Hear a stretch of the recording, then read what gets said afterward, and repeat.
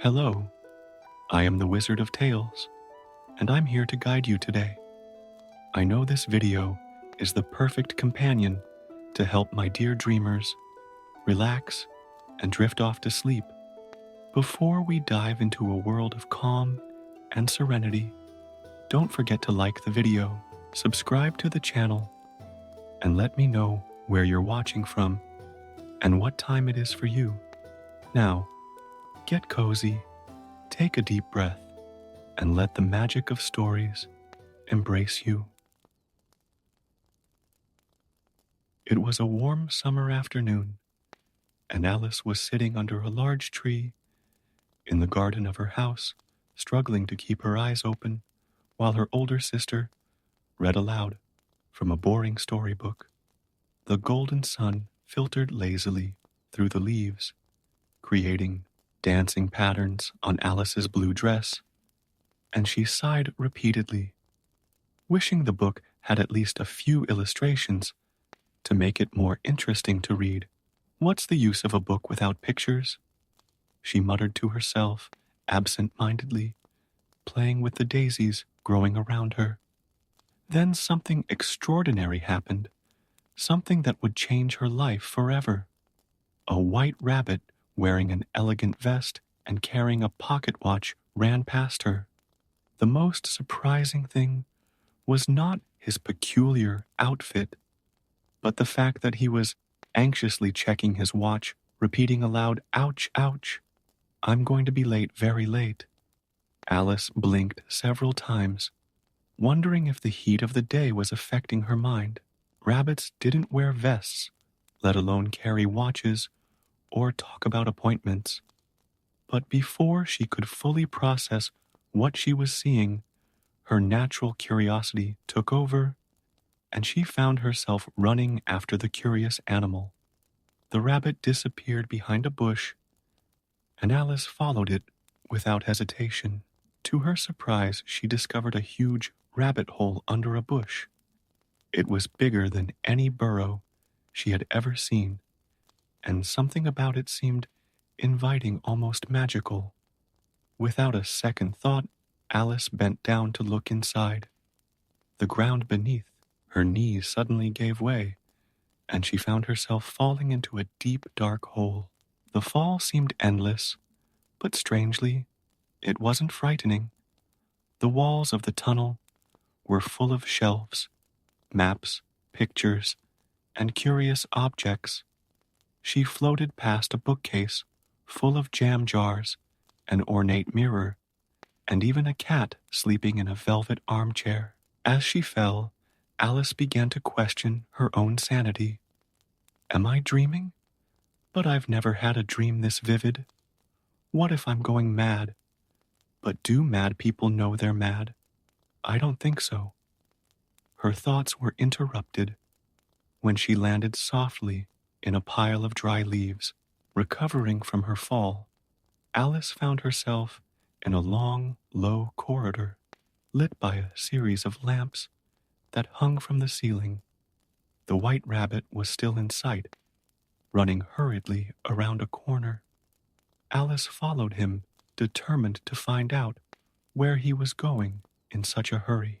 The corridor led to a circular room with several doors of different sizes. In the center was a glass table with a small golden key on it.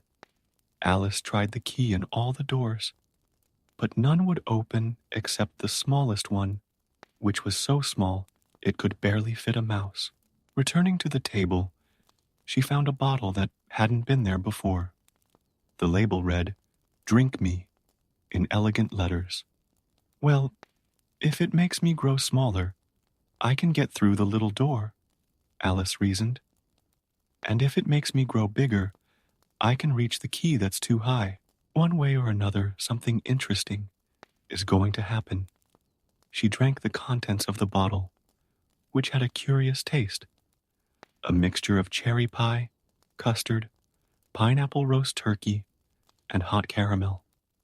Immediately, she began to shrink down to the perfect size to pass through the small door.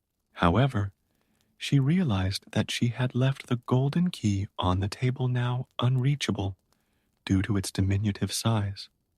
Frustrated, Alice noticed a small cake with the words, "Eat me," written on it in raisins. Well, I'll eat it, she decided. If it makes me bigger, I can reach the key, and if it makes me smaller, I can crawl under the door. The result was more dramatic than she expected. It grew so big that its head hit the living room ceiling. "Curiouser and curiouser," exclaimed Alice, surprised to realize that she was making up words. Her tears of frustration were now the size of a bathtub, and soon the room began to fill with water. In the midst of her dilemma, the White Rabbit passed by again, even more hurriedly, dropping his white gloves and fan. Alice picked them up, and shaking herself with the fan, realized that she was shrinking again. Soon, she was swimming in a sea of her own tears, along with several other creatures that had been swept away by the current. Among the creatures was a very dignified mouse, who seemed rather irritated by the whole situation. "Mr. Mouse," Alice began politely, "can you tell me how to get out of here?"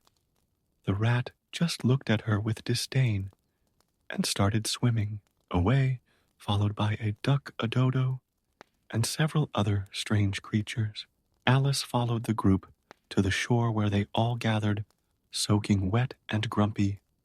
The dodo suggested a race in committee to dry off, in which everyone ran around in circles without a defined finishing point. Alice found it all very confusing, but took part nonetheless, realizing that in this strange place, logic seemed to work differently. As she ran with the creatures, Alice began to understand that she had entered a world where the normal rules didn't apply. A world where rabbits wore watches, rats were dignified enough to be offended, and races didn't have to have winners. It was a world that defied everything she knew, and yet somehow made its own kind of sense. The sun was beginning to set in this strange place, painting the sky in colors Alice had never seen before. The shadows lengthened in impossible ways, and she could swear that some of them winked at her. The White Rabbit had disappeared again, but now Alice was determined to explore this wonderful world, no matter how strange or frightening it might seem. As Alice familiarized herself with this peculiar new world, the White Rabbit reappeared in the distance, still frantically checking his watch. Without hesitation, she said goodbye to the drenched creatures and followed the hurrying animal along a winding path that meandered through impossibly colored trees. "Please wait," called Alice, but the rabbit only muttered something about the Duchess being furious and disappeared behind a bend. Turning the corner, Alice came across a charming, albeit somewhat crooked house, with chimneys that spewed smoke in the shape of letters of the alphabet. Approaching the door, she noticed that it was once again the wrong size, this time too big to pass through. Luckily, she found another jar labeled "Drink Me" in the garden. After her previous experience, Alice was more cautious, taking only a small sip. To her relief, it shrank to the ideal size. Inside the house, she found a chaotic scene: a duchess cradling a baby who cried non-stop, while a cook poured almost the entire pot of pepper into a steaming soup. The air was so charged with pepper that everyone was sneezing constantly. "Why so much spice?" asked Alice between sneezes. "Because it is," replied the cook harshly, throwing a pot in the direction of the Duchess, who was still nursing her baby with a nonsensical song about bats and tea. In the midst of the confusion, Alice noticed a smile floating in the air. Gradually, a striped cat materialized around. The smile, it was the famous Cheshire cat, about whom she would soon hear much more. Its bright eyes watched her with a mixture of amusement and wisdom. Where should I go? Alice asked the cat, hoping for a straight answer in the midst of so much chaos. That depends a lot on where you want to go, replied the cat, his smile widening impossibly. It doesn't really matter as long as I get somewhere, said Alice. Oh, then you'll certainly get somewhere, assured the cat, if you walk long enough. While they were talking, the Duchess suddenly threw the baby into Alice's arms and hurried off muttering something about a game of croquet with the Queen. Alice looked at the baby, and to her surprise, it began to turn into a little pig, which soon escaped into the garden. Does it happen often around here? Alice asked the cat. What babies? Turning into little pigs? The cat laughed. More than you might think. By the way, if you want a really interesting afternoon, I suggest you visit the Mad Hatter. He's having a tea party just over there. The cat pointed with his paw to a path that Alice was sure hadn't been there seconds before. Before she could thank him, the feline began to gradually disappear from tail to head, leaving only his characteristic floating smile. Following the cat's suggestion, Alice walked along the new path, which seemed to change direction when she wasn't looking. The trees whispered incomprehensible conversations among themselves, and flowers of impossible colors turned their petals to watch her pass. Soon, she began to hear the sounds of laughter and the clinking of teacups. As she approached, she saw a long table set up for tea in the garden, laden with teapots, cups, cakes, and other delicacies. The Mad Hatter was presiding over the table, wearing an extraordinarily tall hat, accompanied by a March hare and a caxinguele, who seemed to be sleeping in a teacup. There's no room, there's no room, they shouted when Alice approached. There are plenty of seats, she replied, taking a seat in a large armchair at the head of the table. Would you like some wine? Offered the Mad Hatter. I don't see any wine, said Alice, looking around the table. There isn't any, replied the March Hare. Then it wasn't very polite to offer it, said Alice angrily. It wasn't very polite to sit down uninvited, retorted the hare. I didn't know it was your table, said Alice. It's set for much more than 3 people. Your hair needs a cut, said the Hatter abruptly, changing the subject and watching Alice with great interest. You should learn not to make personal comments, Alice replied sternly. It's very rude. The Hatter's eyes widened. Why does a crow look like a desk? Before Alice could answer this impossible riddle, Caxingale woke up briefly to mutter something about melted butter and went back to sleep, dipping his nose into his cup of tea. The Hatter and the hare started trying to stuff the little animal into a teapot, claiming he needed a bath. Alice watched everything with a mixture of fascination and confusion. Every time she tried to make sense of the situation, something even more absurd happened. The tea was served at random times. The stories started in the middle, and the jokes weren't funny, or maybe they were so funny that she couldn't understand them. What time is it? Asked the Hatter, nervously shaking his watch. It's 6 o'clock, replied Alice. 2 days late, exclaimed the Hatter. I told you butter wouldn't be good for the mechanism. It was the best butter, added the hare sadly. Alice was beginning to realize that time and logic worked completely differently in this place. The Hatter's clock marked the day of the month, not the hour, and apparently It was always 6 o'clock, perpetual tea time. As the tea party continued in its endless cycle, Alice realized that she would get nowhere if she stayed there. Politely, she got up from the table, leaving the Mad Hatter and the March Hare to discuss whether time could be churned like butter. Time is very sensitive, explained the Hatter as Alice walked away. Ever since we fought, it has stopped at 6 o'clock for us. Always tea time. Following a new path through the forest, Alice came across a tree with a door in its trunk. Curiously, there were several signs pointing in different directions, all indicating through here and through there, but none of them seemed to make sense. That's when the Cheshire Cat's smile appeared again, followed by the rest of him. "How's your adventure going?"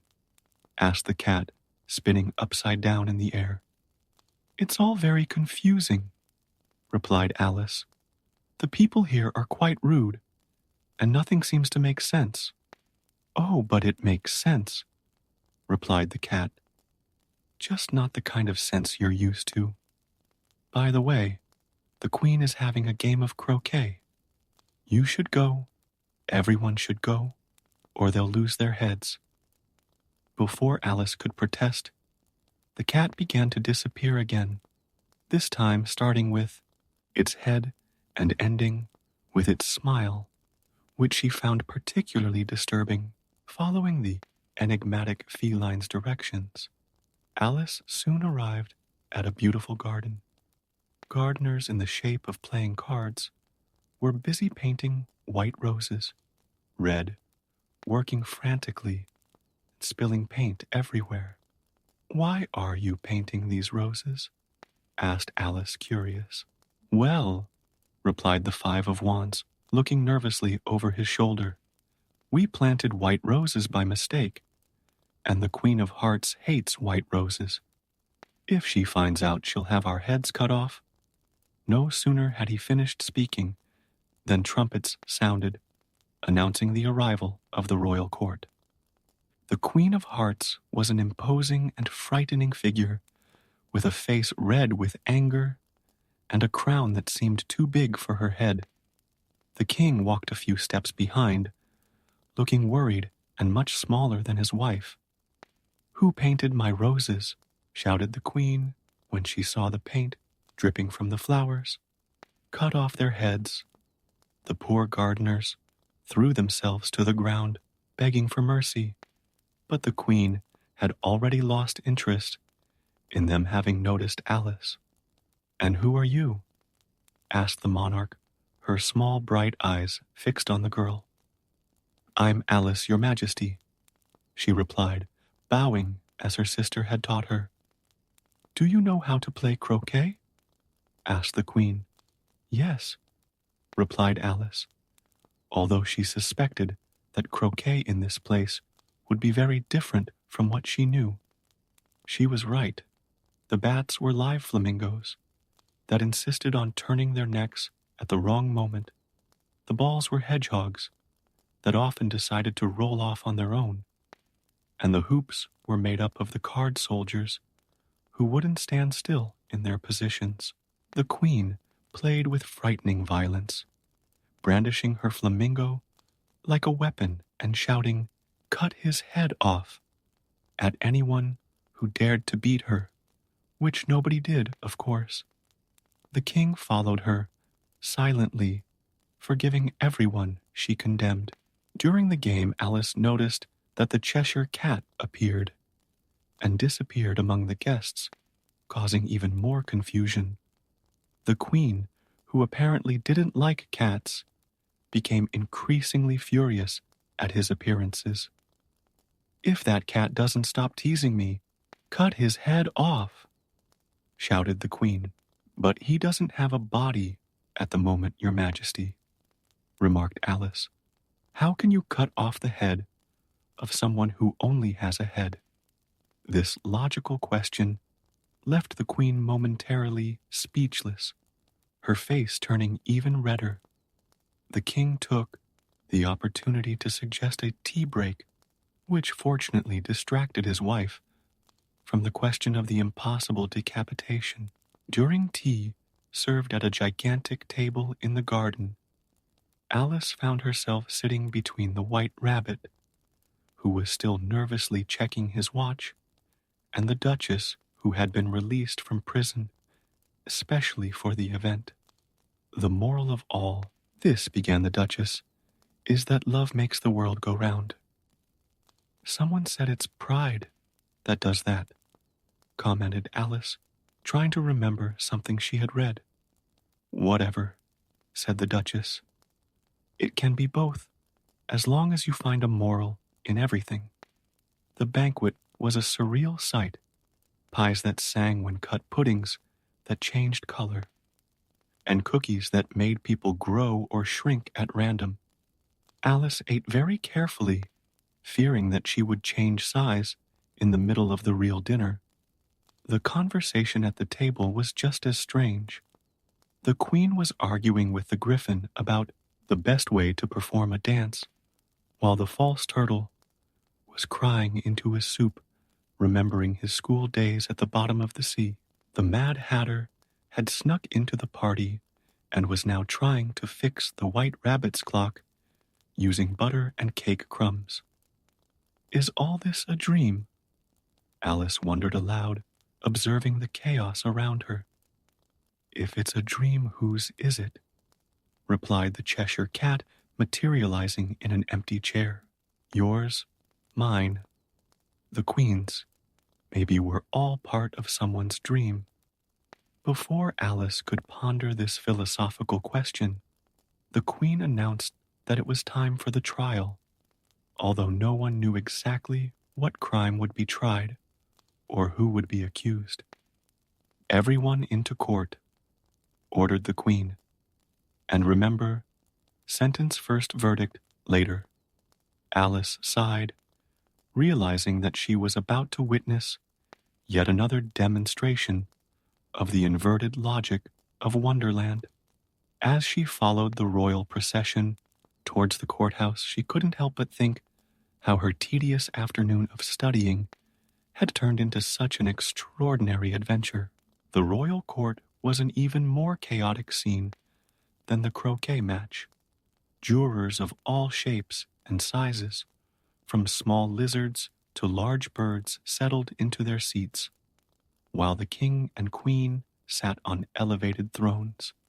The White Rabbit, now the royal herald, blew his trumpet nervously. Silence in the court, announced the rabbit, unrolling a scroll.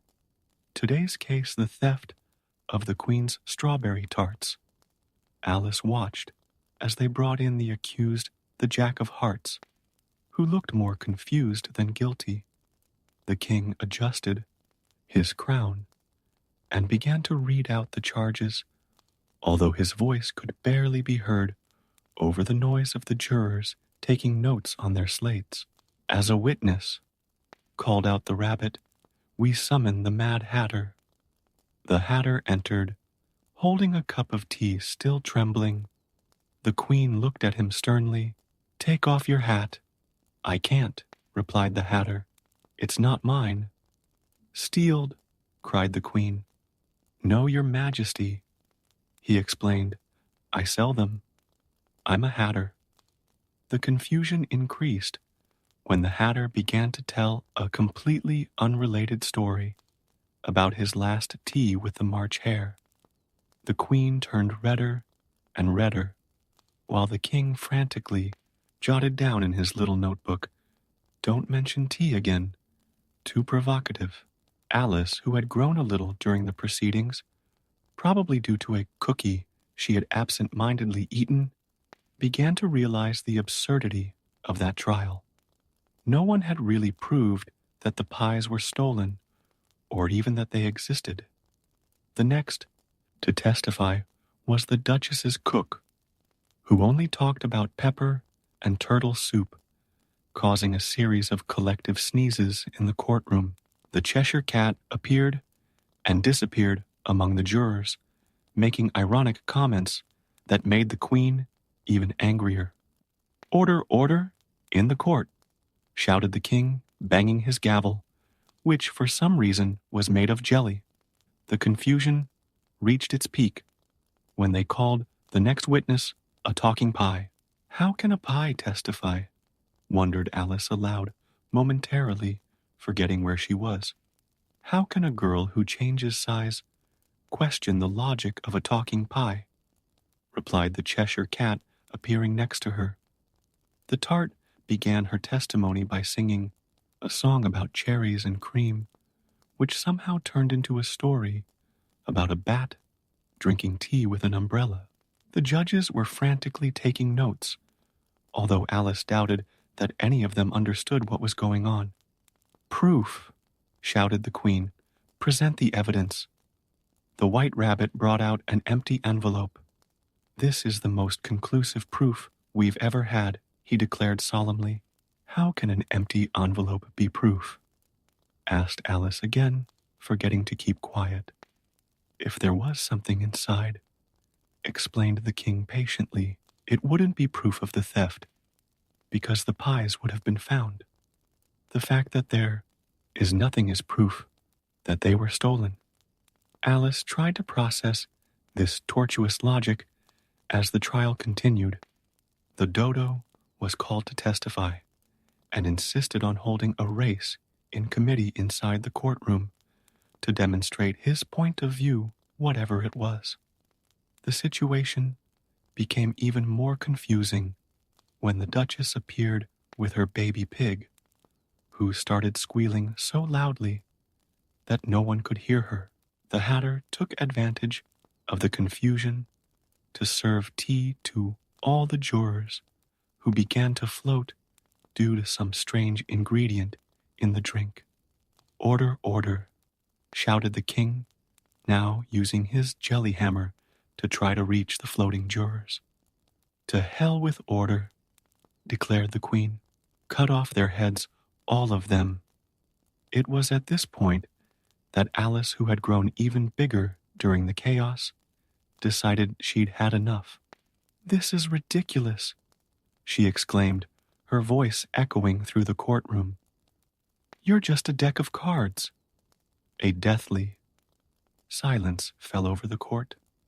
The queen, whose face was now purple with rage, pointed a trembling finger at Alice. Cut her head off. The cards began to fly towards her, spinning in the air like leaves in a storm.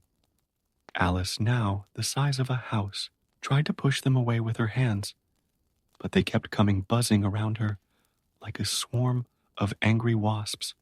You're nothing but a deck of cards, she repeated, her voice stronger this time as the cards continued their frenzied attack.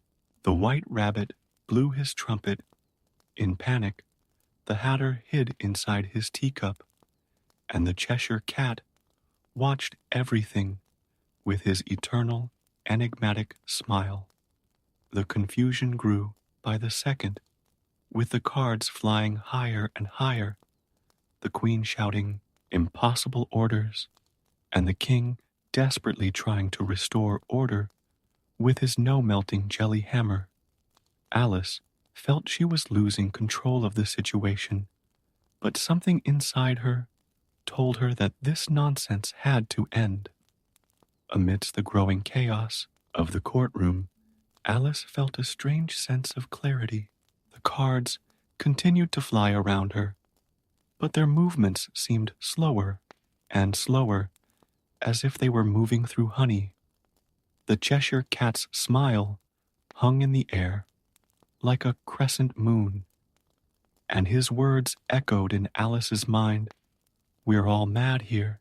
This has to stop, thought Alice, and the moment this thought formed, the world around her began to ripple like the surface of a disturbed lake. The colors of Wonderland began to blend together like a wet watercolor. The furious red of the queen, the vibrant green of the garden, the deep blue of the impossible sky. The queen was still shouting orders, but her voice sounded distant now, as if it came from inside a very long tunnel. The Mad Hatter emerged from his teacup only to start a new story about why a crow looks like a desk while the March hare clapped enthusiastically, throwing cookies everywhere. But it doesn't make sense, protested Alice, watching the cookies turn into butterflies before they hit the ground. Of course it makes sense, replied the Cheshire Cat, fully materializing for the first time. You're just trying to find sense where nonsense reigns. Sometimes, dear Alice, the only sensible thing to do is to embrace the madness. The cat's words made Alice reflect on her entire journey. From the moment she followed the White Rabbit, she had tried to apply the logic of her world to this extraordinary place. Now, she realized that perhaps true wisdom lay in accepting that not everything had to make sense. The courtroom had turned into a veritable carnival of absurdities. The floating jurors began to sing in harmony with the tart witness, while the king tried to maintain order using his jelly javelin as a baton. The duchess danced a waltz with her baby pig, who now wore a powdered wig and recited poetry in Latin. You're all mad, declared Alice. But this time, there was a smile in her voice. Ah, now you understand, exclaimed the Mad Hatter, pouring tea into cups that floated through the air. We're all mad here, even you, my dear. After all, what sane person would follow a dressed-up rabbit? Alice couldn't help but laugh. It was true she had chosen to follow the White Rabbit. She had chosen to drink from mysterious bottles and eat magical cakes. Every decision she made led her deeper into this wonderful, absurd world. The cards that were still flying around her began to turn into flowers, their sharp edges softening into delicate petals. The Queen of Hearts, seeing her authority literally blossom, was so surprised that her crown slipped and started spinning like a top. Impossible, cried the Queen. Nothing is impossible, replied Alice serenely. Only improbable. The White Rabbit, still checking his watch, began to shrink in size until he was just a small white dot on the horizon.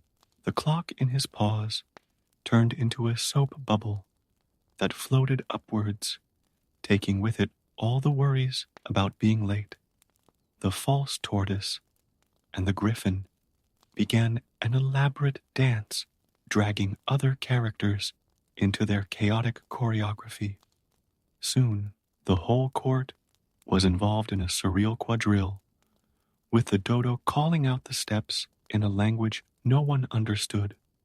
But everyone seemed to know exactly what to do. See, said the Cheshire Cat, now dancing upside down in the air. When you stop trying to make sense of things, they start to make sense by themselves. Alice watched in amazement as Wonderland began to dissolve around her, not in a frightening way, but like a dream gently coming to an end. The colors began to soften, the sounds became more distant, and she felt a deep peace come over her. It's time to wake up, whispered the cat, his smile being the last thing to disappear. Alice opened her eyes, slowly finding herself once again under the tree where it had all begun.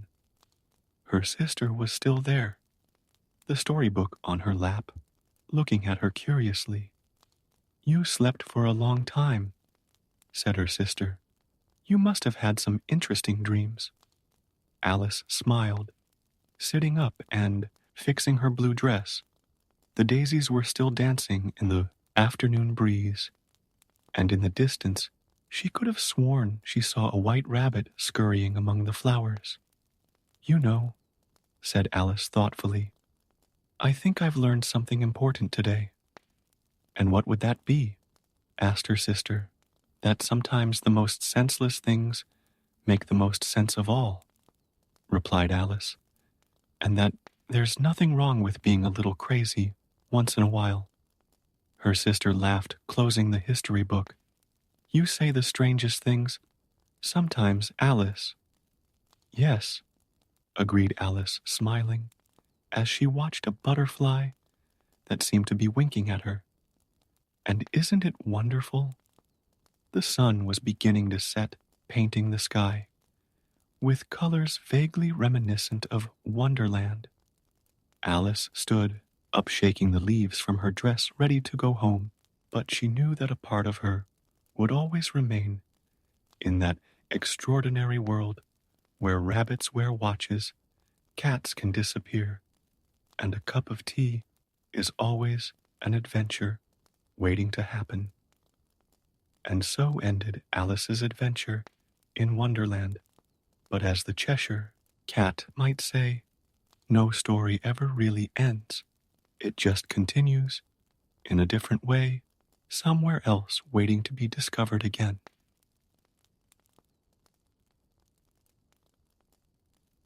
In Mr. Nicolaus' little toy store, where the dust danced gently under the golden rays that came through the old windows, a very special box awaited its fate.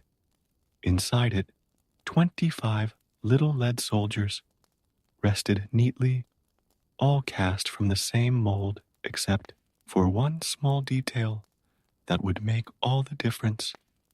The last little soldier had been born with only one leg. Little João, the town doctor's only son, was turning 8 that fall afternoon, and his eyes lit up when he received the box of little soldiers as a present. His mother, always attentive to detail, had chosen that particular set after noticing how the little boy was enchanted by the stories of bravery and honor that his father used to tell him before bedtime. When he got home, João ran to his room, a magical space where toys of all shapes and colors lived together in perfect harmony. On top of the old wooden chest of drawers next to the window, a delicate cardboard castle housed a graceful ballerina.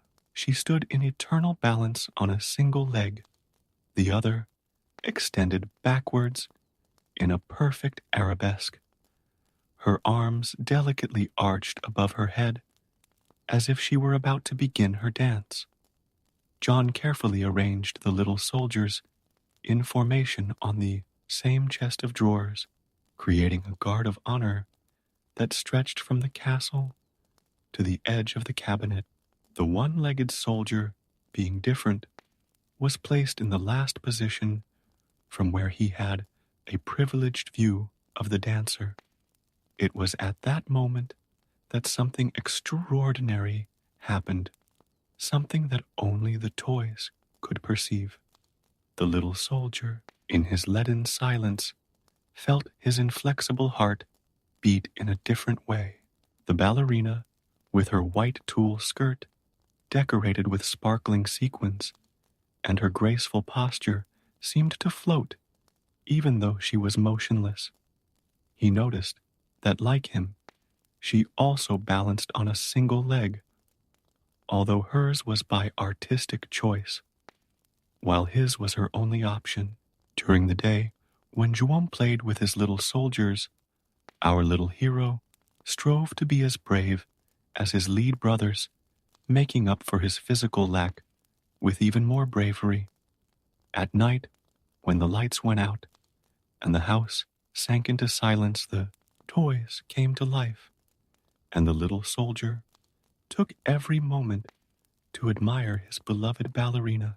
In João's room, other toys also inhabited that magical world. There was a mischievous goblin who lived in a box of surprises, always watching everything with an enigmatic smile. His black eyes often fixed on the little soldier with an expression that mixed disdain and envy. The elf couldn't bear to see how the ballerina, so delicate and refined, would cast gentle glances at the imperfect little soldier. On one of those magical nights, as the moonlight streamed through the window and bathed the room in its silvery glow. The little soldier summoned up all his courage to approach the cardboard castle. With a lot of effort, balancing on his one leg and leaning on his bayonet, he slowly advanced up the dresser ledge. The ballerina, sensing his approach, maintained her graceful pose, but her painted eyes seemed to take on a special glow. The little soldier, even though he couldn't speak, expressed all his love through his determined gaze and proud posture. It was as if a silent song filled the air between them, a melody that only their hearts could hear. However, the goblin from the box of surprises was not happy about this closeness. His face contorted with envy as he plotted to separate the two. He knew that the little soldier, because he only had one leg, was more vulnerable than the others, and this difference would be the key to his malicious plan. The next morning, as the first sunlight began to awaken the town, the goblin put his plan into action. Taking advantage of a breeze coming through the ajar window, he sneaked over to the chest of drawers. With a quick, precise movement, he pushed the little soldier, who was standing near the edge of the dresser, watching his beloved ballerina. The little lead soldier, taken by surprise, couldn't keep his balance. In a split second, he found himself falling towards the floor, while the ballerina, helpless on her pedestal, could only watch in horror. The sound of the lead hitting the wooden floor was muffled by the carpet, but the impact was enough to send the little soldier rolling under the furniture. Thus began a series of adventures and misadventures that would test not only the little lead soldier's endurance, but above all, the strength of his love for the ballerina. While he lay under the dresser, amidst the dust and cobwebs, his brave heart was already planning how to return to his post next to his beloved.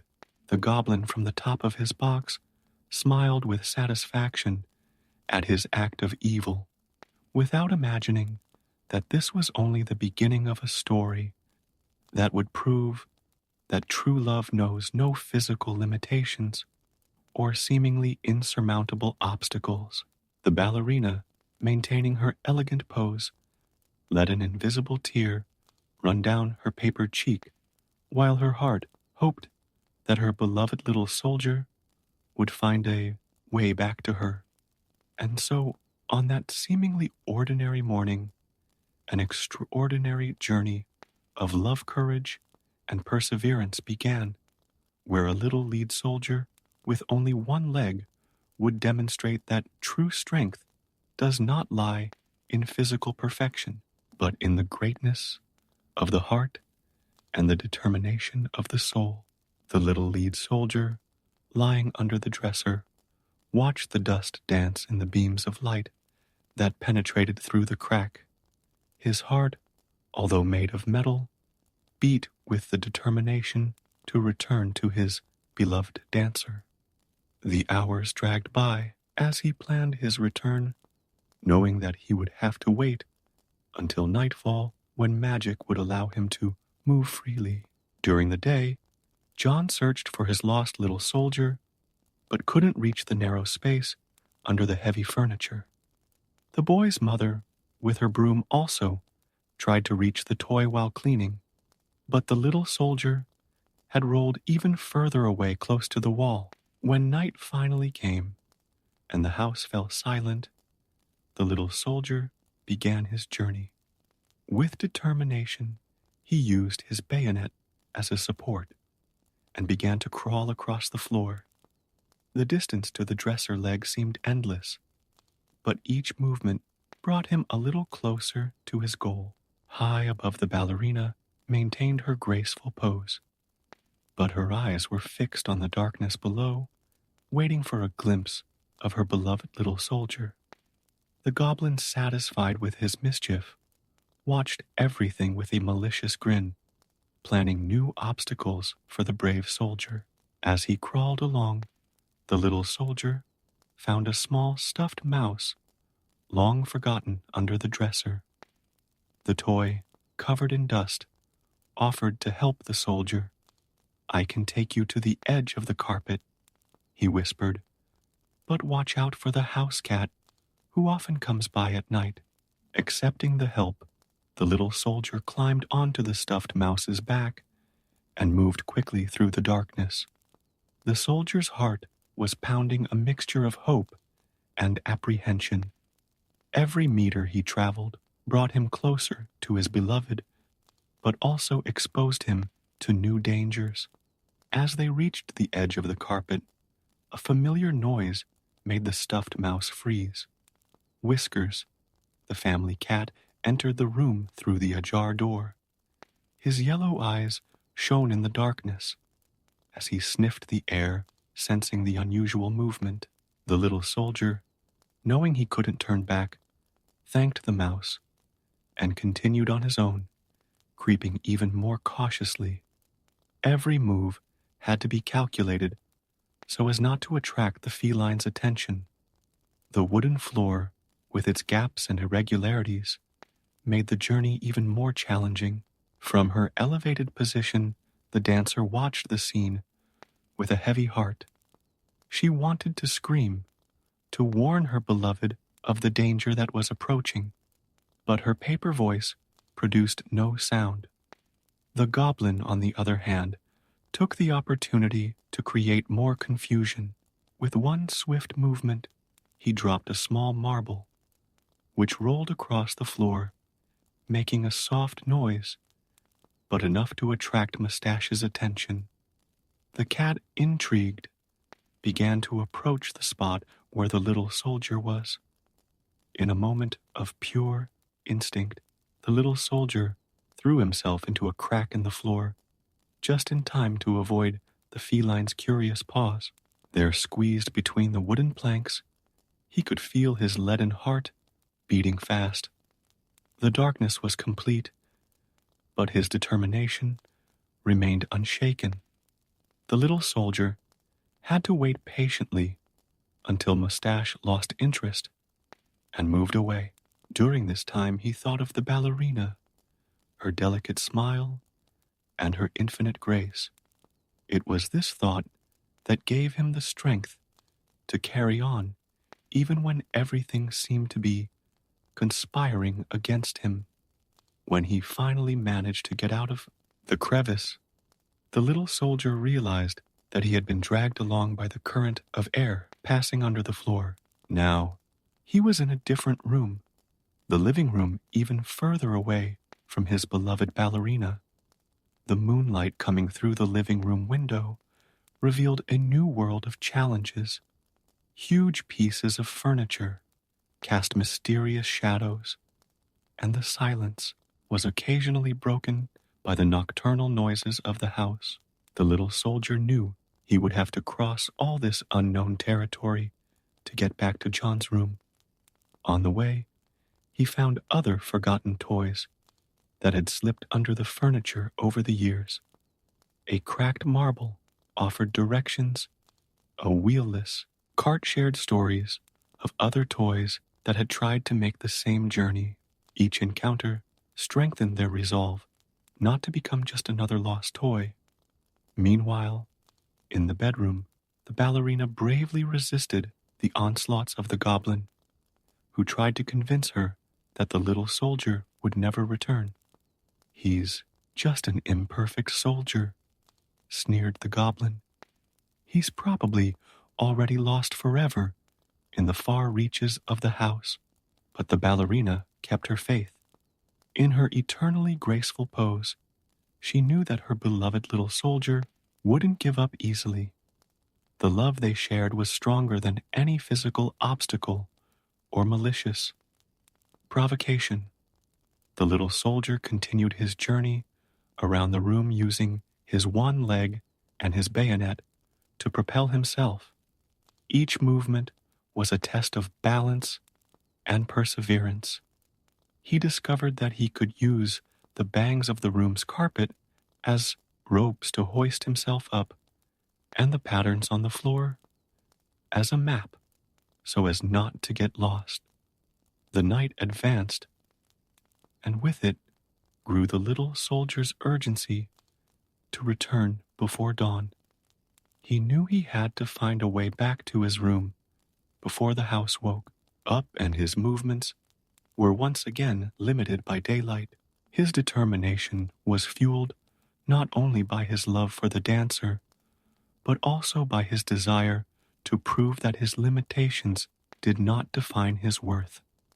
Every obstacle he overcame was a victory not only over the circumstances, but over the prejudice that the goblin represented.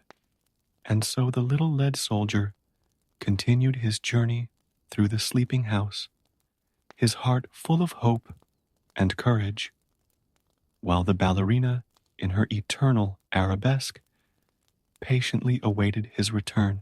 The night still held many adventures and challenges, but true love has the power to illuminate even the darkest paths. The little lead soldier finally managed to find an opening that led to the kitchen, where the black and white tiled floor formed a giant tray under his feet. Dawn was approaching when he spotted something that made his metal heart freeze a small gap under the back door through which a stream of air was inexorably sucking him in. He tried to resist, but his one leg couldn't find enough support on the waxed tiles. In a matter of seconds, the little soldier found himself sliding towards the outside of the house. The morning breeze carried him across the garden, making him roll on the dew-damp grass.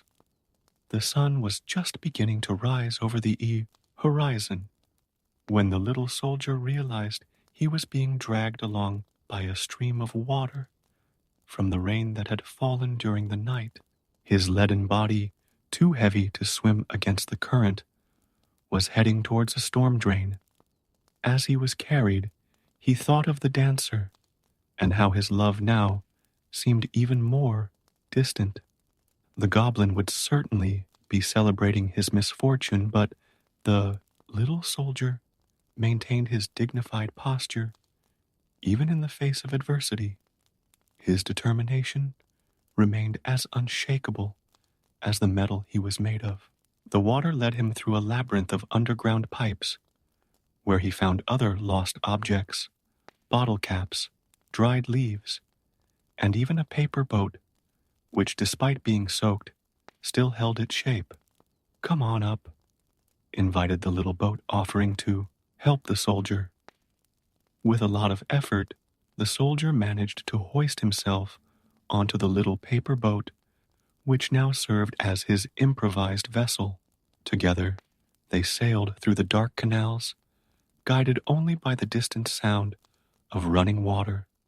The little boat told the soldier stories of other objects it had found on its aquatic adventures.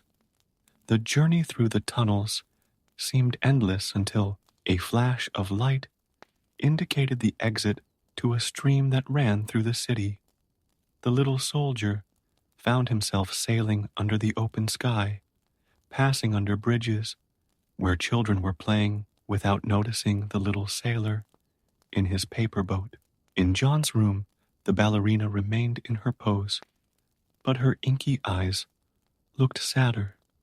The goblin, pleased with the disappearance of the little soldier, danced around her, humming taunts about how the imperfect soldier had been taken away forever. Back at the stream, the little boat and the soldier faced increasingly rough waters. "Hold on tight," shouted the little boat when they spotted a small waterfall ahead.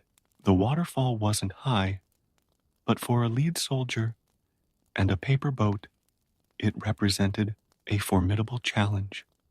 The impact of the fall was devastating. The paper boat, already soaked, finally broke apart, leaving the little soldier alone in the current. He maintained his impeccable posture, even as he sank his one leg and his bayonet pointed skywards as if in a final salute. Then something unexpected happened. A large fish, attracted by the glint of lead in the water, quickly approached, and in one sudden movement swallowed the little soldier whole. In the dark interior of the fish, the little soldier kept his composure, thinking that even this seemingly hopeless situation could prove to be an opportunity. The fish, satisfied with its metallic meal, swam peacefully down the stream until it reached the town market, where it was picked up by a shopkeeper. By an extraordinary coincidence, that same fish was sold to the cook at John's house, who took it to prepare the family's dinner. In the kitchen, when the cook cut into the fish, her eyes widened when she found the little lead soldier perfectly preserved inside. Recognizing it as one of John's little soldiers, she carefully cleaned it and gave it back to the boy. John, thrilled to have his lost soldier back, ran to put it back with the others on the dresser. The soldier's heart beat fast as he found himself once again close to his beloved ballerina, who maintained her graceful pose, but now had a special sparkle in her eye. The elf watched the scene in disbelief and anger, his apparently perfect plan having been thwarted by fate. The little soldier's determination and love had proved stronger than all the adversity he had faced. That night, when everyone was asleep, the little soldier told the other toys about his adventure.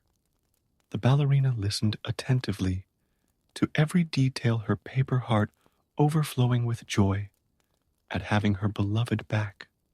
The goblin, defeated, retreated to the bottom of his box, planning his next attempt to separate the lovers.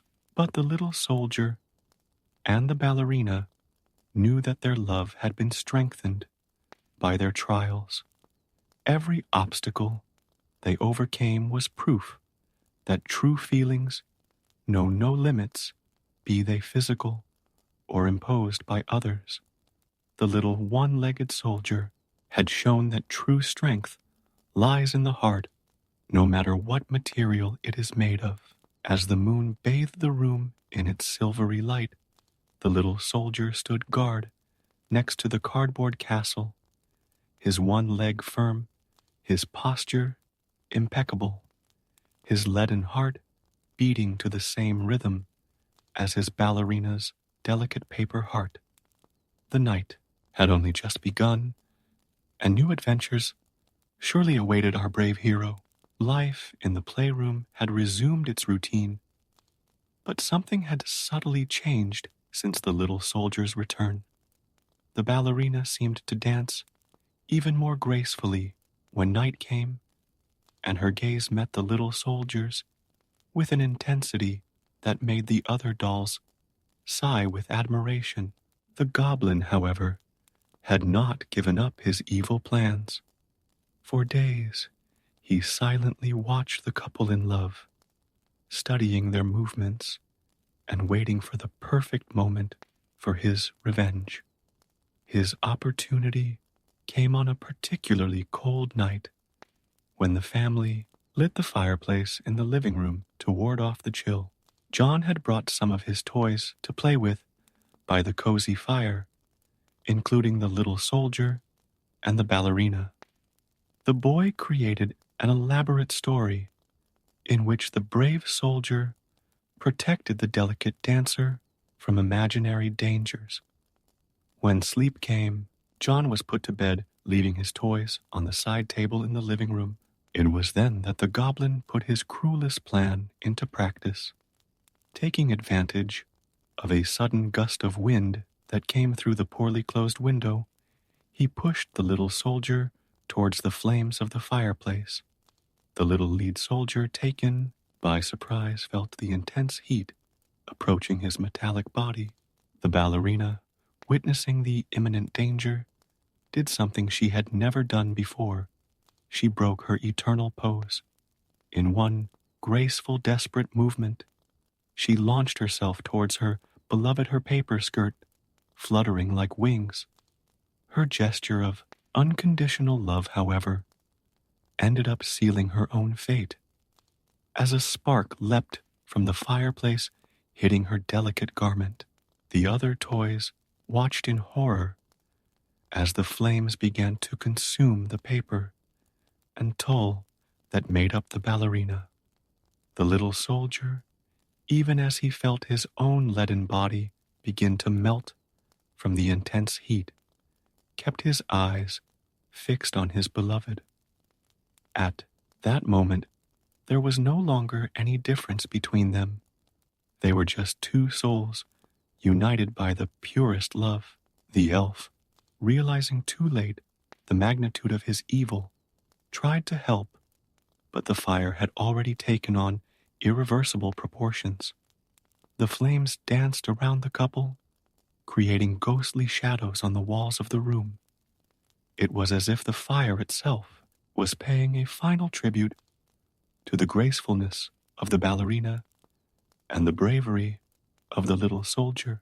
As his leaden body slowly melted, the little soldier kept his impeccable posture, his one leg steady until the last moment. The dancer, for her part, returned to her characteristic pose, as if performing her final dance in the flames that were consuming her. Their eyes remained fixed on each other, communicating without words all the love they shared. The heat from the fireplace turned the little soldier's lead into a small, shiny puddle, while the ballerina's ashes danced in the air like little black snowflakes. The other toys swore they saw for a brief moment two silhouettes rising from the flames, dancing together in perfect harmony, finally free of all physical limitations. The next morning, when the maid went to clean the fireplace, she found something extraordinary among the ashes, a small lead heart perfectly formed from the little soldier's molten metal. Next to it, mixed in with the ballerina's ashes, a delicate piece of paper in the shape of a star had survived the flames, as if fate itself wanted to preserve one last vestige of that transcendental love. John was deeply saddened to discover the fate of his beloved toys, but there was something poetic about the way they left together. The elf, consumed by guilt, was never the same again. His mischievous smile disappeared, replaced by an expression of eternal regret. The other toys in the room turned the story of the little soldier and the ballerina into a legend told in whispers on silent nights. They talked about how true love knows no limitations, about how courage and devotion can overcome any obstacle, even death itself. On particularly quiet nights, when the full moon bathed the room in its silvery light, some toys would swear they saw two shadows dancing gracefully on the dresser in the exact spot where the cardboard castle used to stand. It was as if the little soldier and the ballerina had found a way to continue their love story, transcending the barriers of the material world. The little lead heart and the paper star were carefully kept by John in a small music box which played a soft waltz tune. Every time he opened it, the boy remembered the story of the imperfect little soldier who proved to be the most perfect of lovers, and the ballerina who chose love above all else. And so, even after its seemingly tragic end, the story of the one-legged soldier and his ballerina lived on, inspiring others to believe in the transformative power of true love. For as the wisest toys used to say, it's not the physical shape that defines the greatness of a heart, but its capacity to love unconditionally. Years had passed since that fateful night, and John's room had changed considerably. The boy had grown up, and many of his old toys had been put away or given away, but the little music box containing the lead heart and the paper star remained on his desk like a precious treasure he refused to forget. One fall afternoon, similar to the one when the little soldier had first arrived at the house, John, now a young man, found his own 5-year-old son, Pedro, gazing curiously at the music box. The boy's eyes shone with the same intensity as his own had done so many years ago. "Dad, what is this box?" asked Pedro, his small hands gently touching the carved surface. John smiled and sat down next to his son. As he opened the box, the soft melody of a waltz filled the room, and the two small objects, the lead heart and the paper star, seemed to take on a special glow in the evening light. "This, my son, is the most extraordinary story I've ever known." John began, his eyes lost in memories, and so he shared with Peter the saga of the one-legged soldier and his beloved ballerina. The boy listened attentively, his eyes wide with fascination at each new twist in the narrative. While John was telling the story, something magical began to happen in the room. The light of the setting sun, filtering through the window, cast dancing shadows on the walls, and the melody of the music box seemed to take on new, deeper, and more meaningful notes. Peter, enchanted by the story, asked to hold the little treasures. John carefully placed the lead heart and the paper star in his son's little hands. The moment the objects touched the boy's skin, a soft, inexplicable wind blew through the room, making the curtains dance. "Dad, look," Peter exclaimed, pointing to the wall. The shadows had taken on different shapes. A little soldier and a graceful ballerina were dancing in perfect sync to the sound of the waltz. John blinked several times, unsure if his eyes were deceiving him, but the vision remained. The lead heart in Peter's hand began to emit a faint glow, and the paper star sparkled as if sprinkled with fairy dust. The magic that had once inhabited the playroom seemed to have reawakened, bringing with it the memories of a love that had transcended all barriers. The shadows on the wall told their own story.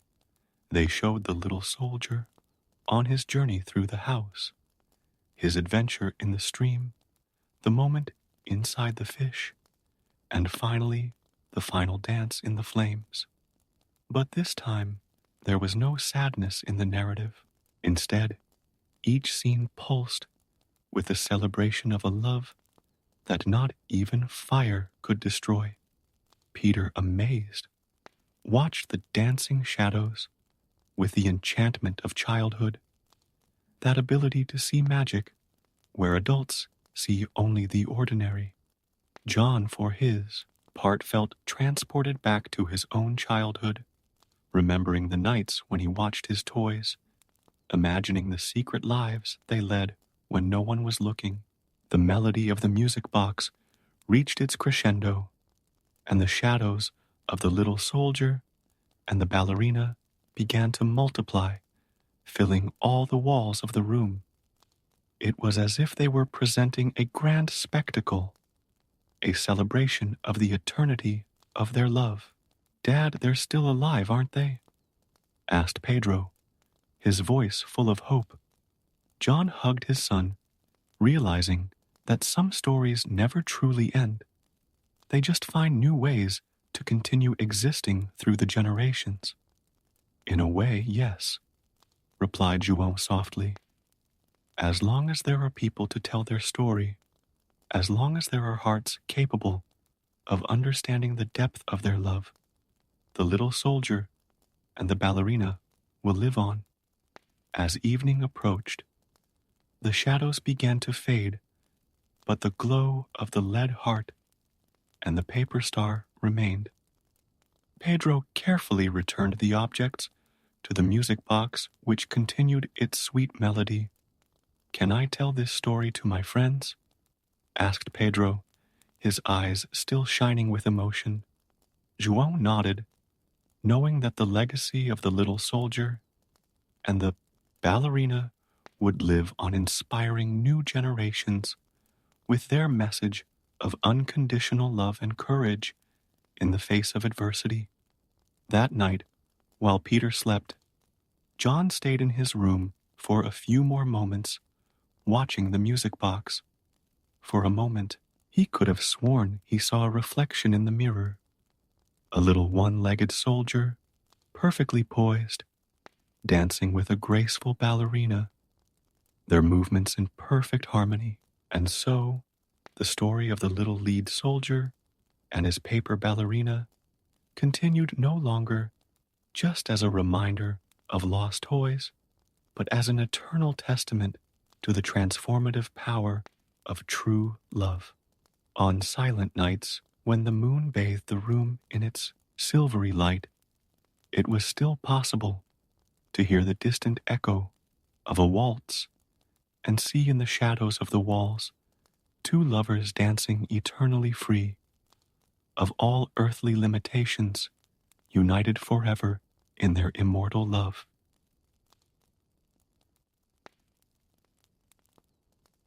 In a remote village, where the aroma of fresh bread mingled with the dust of the mills, lived Clara, a young girl with hair as golden as ripe wheat and eyes the color of wild honey.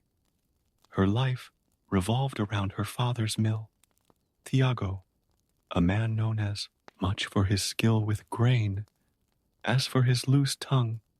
After a few pints of ale in the local tavern, Clara spent her days helping to grind the wheat, her nimble fingers sewing torn sacks, and her legs tirelessly climbing up and down the mill stairs. As she worked, she hummed old tunes that her late mother had taught her, her notes blending in with the rhythmic grind of the mill's gears. Life was simple, but there was contentment in his routine, even if he sometimes dreamed of something more.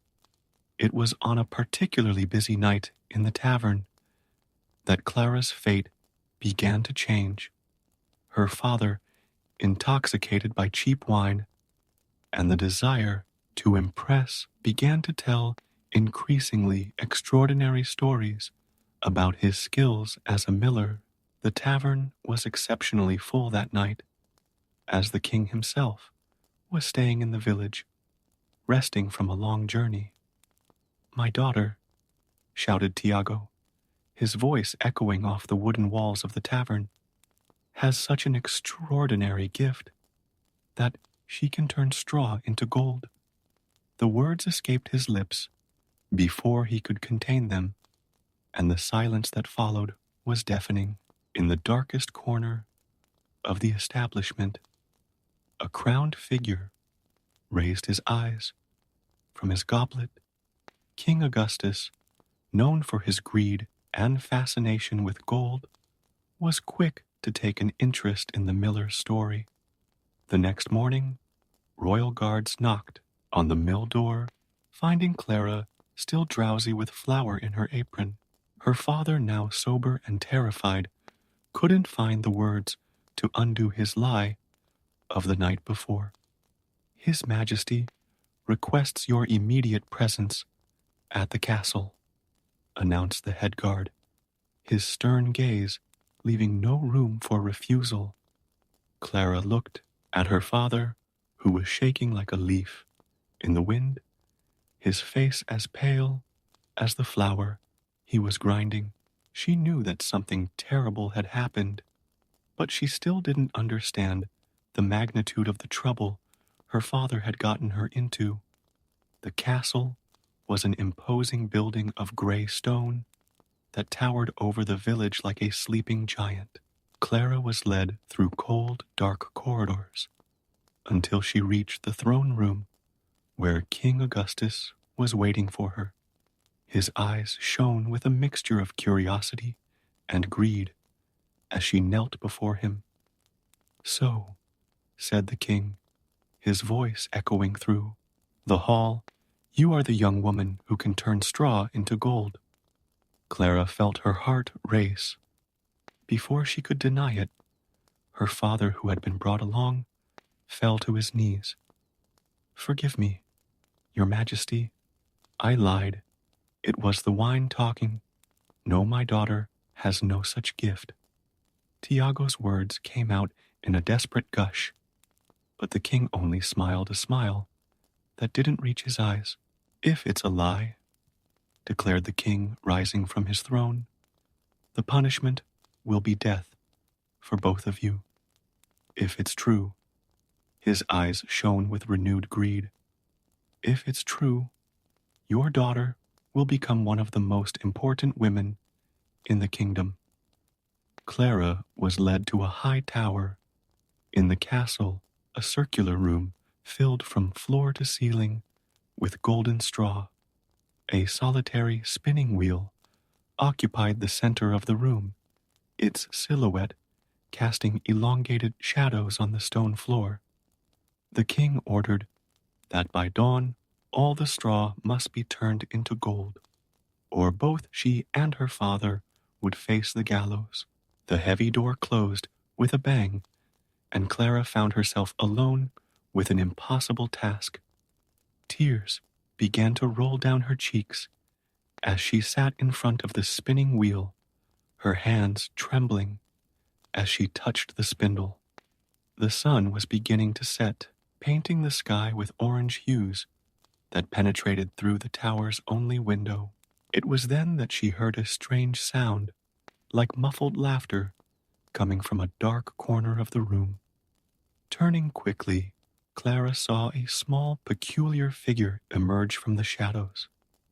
It was a little man, no taller than a child, with a wrinkled face and a smile that seemed to hold all the secrets in the world. It seems you're in trouble, my dear, he said, his voice surprisingly melodious. His eyes shone with an unearthly light, and his long, thin fingers moved constantly as if they were weaving invisible threads through the air. Clara, still trembling, watched the creature approach. Who? What are you? The little man bowed exaggeratedly, his smile widening even more. Who I am is not important, my sweet girl. What matters is that I can help you with your little problem. He gestured to the straw that surrounded them. I can turn all this into gold by dawn, but of course, my help comes at a price. Clara swallowed her eyes, alternating between the mysterious creature and the mountain of straw that surrounded her. The distant sound of guards patrolling the corridors reminded her of her desperate situation. With her father's life and her own at stake, what choice did she really have? What would the price be? She asked, her voice only a whisper. The elf pointed to the necklace. She wore a simple silver chain that had belonged to her mother. Just this little memento you carry around your neck. A fair price for your life, don't you think? Clara hesitated for a moment, her fingers gently touching the necklace.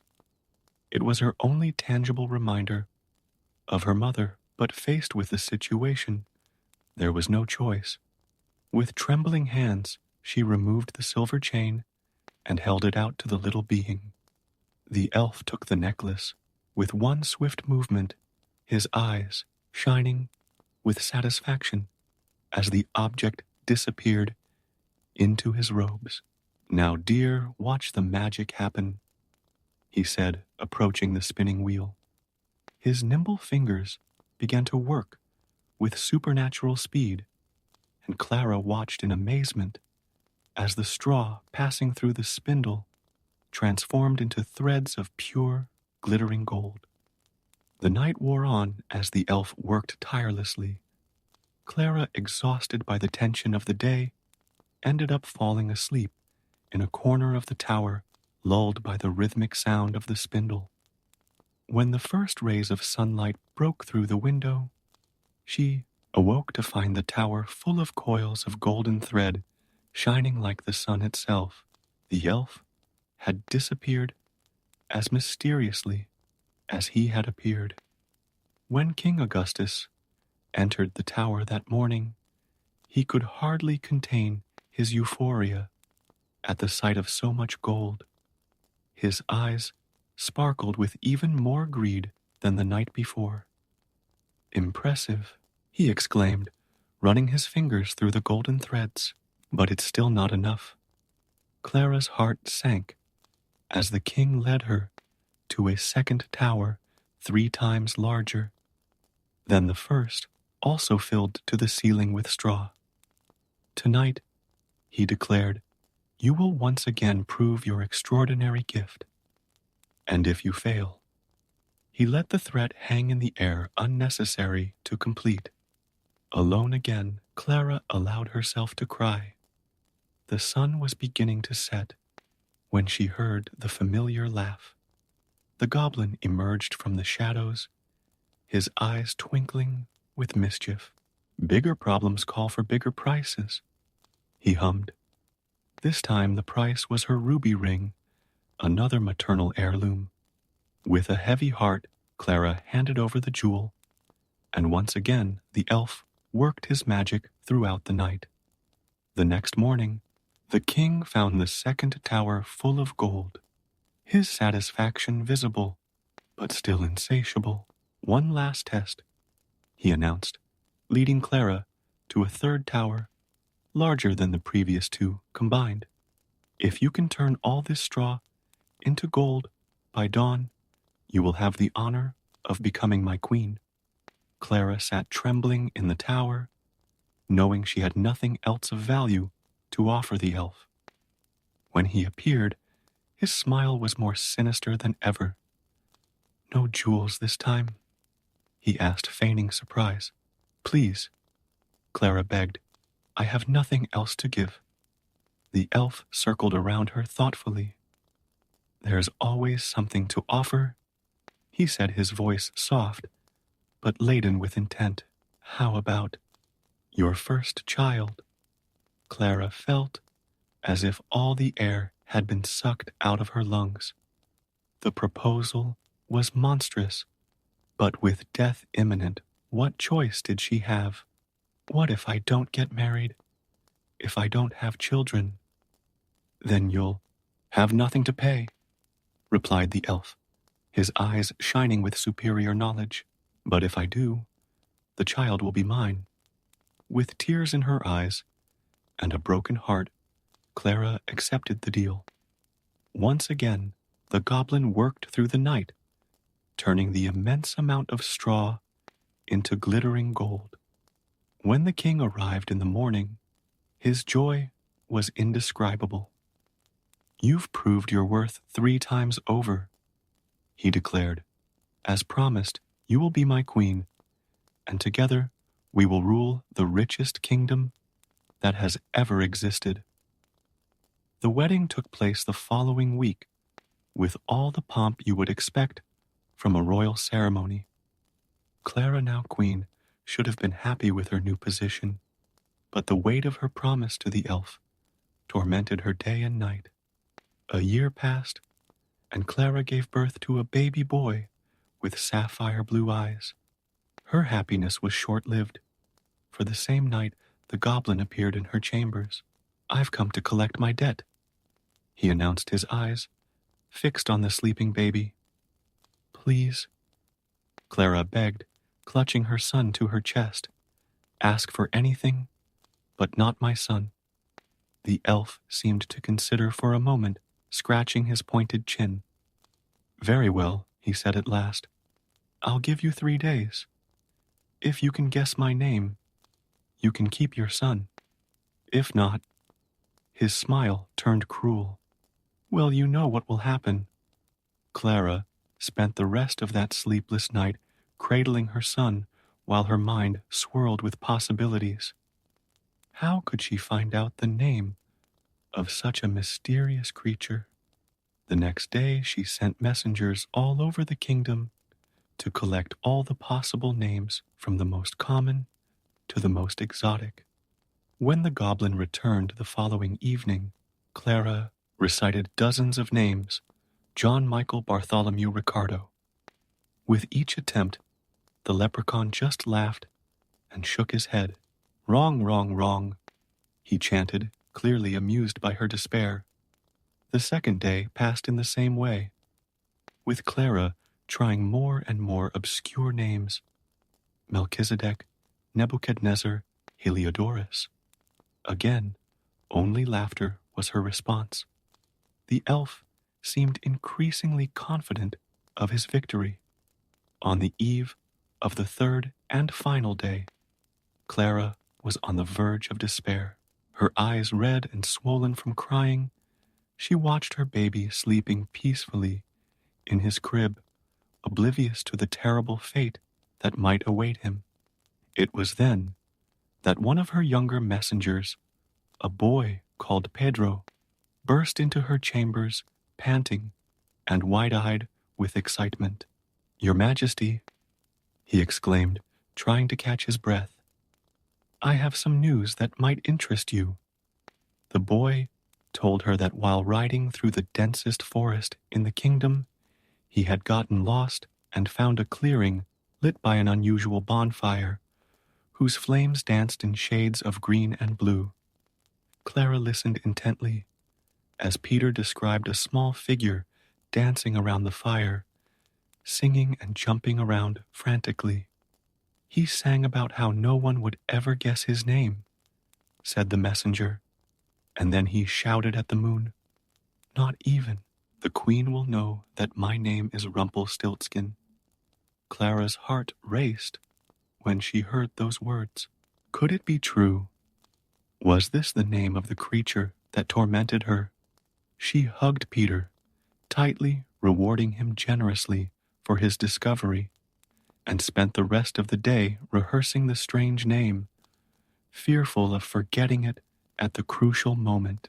When evening came, the elf appeared as promised, his smile more smug than ever. "Well, my queen," he said, approaching the cradle, "this is your last chance.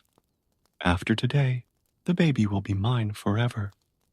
Clara feigned hesitation, as if she was still uncertain. She began to recite a list of common names, watching the elf become more and more confident with each wrong attempt. "Maybe Gaspar," she suggested, watching him shake his head negatively. "Or who knows? Balthazar." The elf was already approaching, the cradle his hands outstretched towards the baby, when Clara finally said, "Or would it be Rumpelstiltskin?" The effect was instantaneous.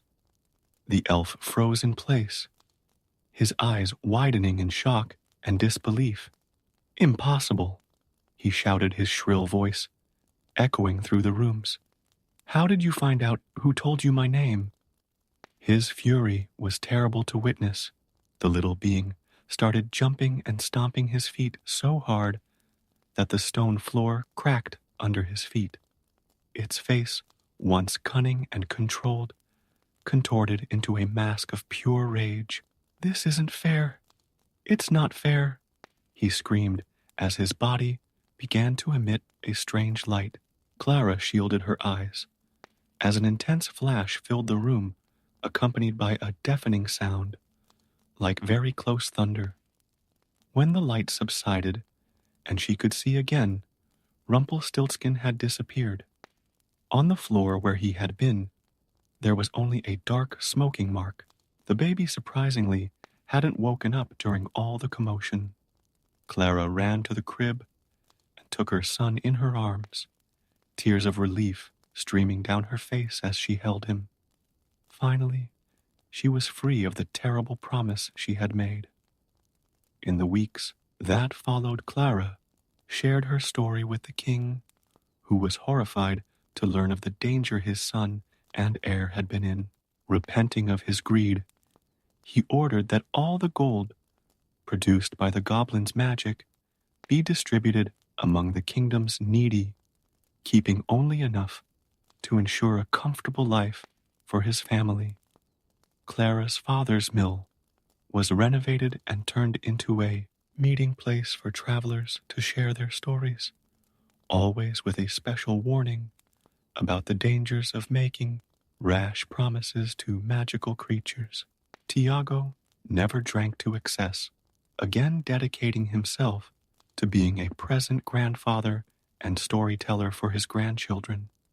Clara herself discovered that her true wealth lay not in gold or the position of queen, but in the love for her son and the wisdom gained through her experience. She became known not only as the queen who defeated the goblin, but as a fair and compassionate ruler, always ready to listen and help her people.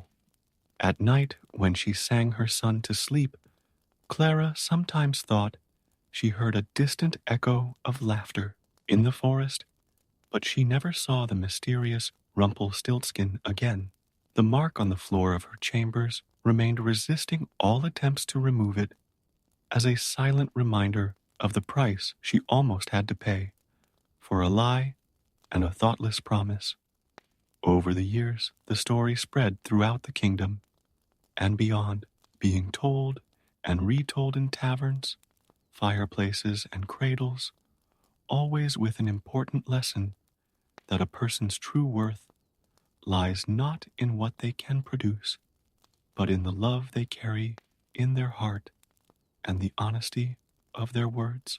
Over the years, the kingdom prospered under the compassionate leadership of Clara and King Augustus, who had learned valuable lessons about greed and humility. The little prince, whom they called Benjamin, grew up as a cheerful and curious child, always fascinated by the stories his mother told about the night she almost lost him to a mysterious goblin. As Benjamin approached his 10th birthday, strange events began to occur in the castle.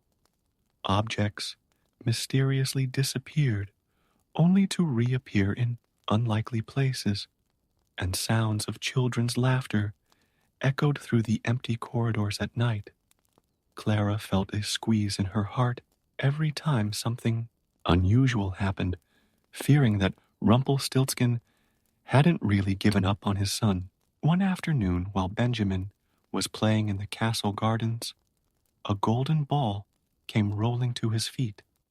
The prince, enchanted by the shiny toy, followed it to a more secluded part of the garden, where bushes formed a natural labyrinth. Clara, who was watching from her bedroom window, felt a shiver run down her spine as she saw her son disappear among the vegetation. Running desperately through the gardens, Clara called out for Benjamin.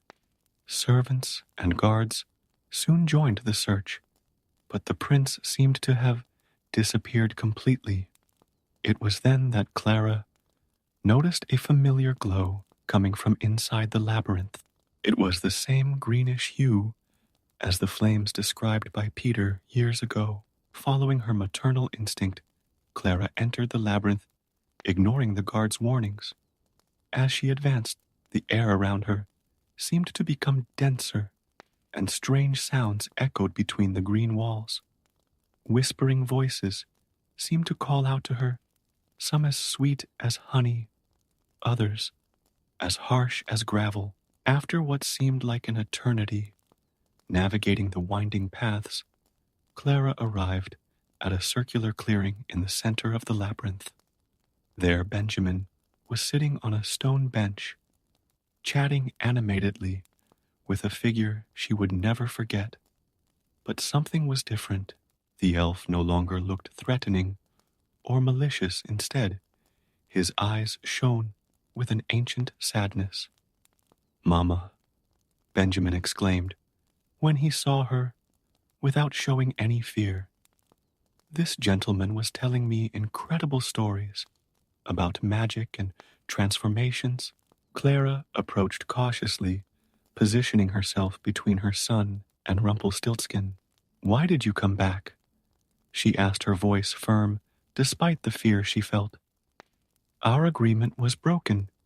when I guessed your name." The elf smiled, but there was no malice in his expression. "Yes, the agreement was broken," he confirmed, his voice softer than Clara remembered. "But I've been watching you all these years, and I've realized something I never understood before." He stood up and began walking in circles around the clearing, his small hands gesturing as he spoke. "For centuries, I collected promised children from desperate parents, turning them into magical beings like me. I thought I was offering them a gift immortality powers beyond imagination. But watching you and Benjamin, I finally understood the true value of a mother's love." Clara listened attentively, still suspicious but touched by the sincerity in his words. Benjamin, for his part, watched everything with childlike fascination, his blue eyes shining with curiosity. "I haven't come for your son," Rumpelstiltskin continued. "I've come to ask forgiveness and offer a gift not of gold or magic, but of knowledge." He turned to Benjamin, his old eyes meeting the prince's young ones. "Your mother taught me that some things are more precious than all the gold in the world." Out of nowhere, the elf conjured up a small, leather-bound book, its golden pages glinting in the sunlight that filtered through the foliage. "This book contains stories of all the children I've transformed over the centuries. Some sad, some happy, all true. Keep it as a reminder that a mother's love is the most powerful magic there is." Benjamin took the book reverently, his small fingers caressing the old cover. Clara, although still apprehensive, sensed that something fundamental had changed in the elf. His transformation was not physical, but something deeper, more significant. "And now," said Rumpelstiltskin, his form beginning to glow softly, "I must leave. There are other agreements I must undo, other wrongs to right." He bowed deeply to Clara. "You taught me that true magic lies not in turning straw into gold, but in turning fear into love." Before Clara could reply, the elf disappeared in a swirl of colored lights, leaving only the sound of his characteristic laugh echoing in the air. But this time, it was a joyful laugh, free of the malice that had characterized it before. Back at the castle, Clara and Benjamin found King Augustus in a state of agitation, surrounded by worried guards and advisors. When he saw his wife and son returning safely, his face lit up with relief. Benjamin, still holding the mysterious book, ran to embrace his father and immediately began to tell him about his encounter with the magical elf. That night, after Benjamin had fallen asleep, Clara and Augusto examined the book together in their bedroom. The pages revealed extraordinary stories of children from all times and places, some dating back centuries. Each narrative contained not only an account of what had happened to the children, but also the circumstances that had led their parents to make deals with Rumpelstiltskin.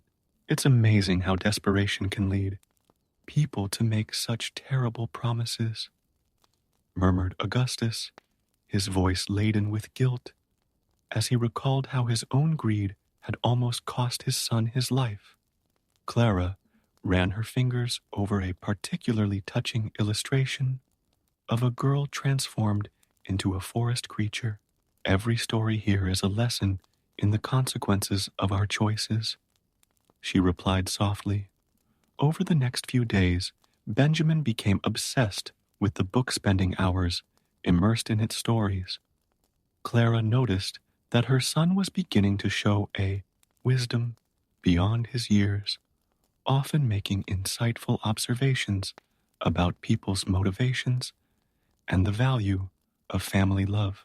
One morning, while walking through the castle gardens, Clara found a small golden sprout growing exactly where Rumpelstiltskin had disappeared.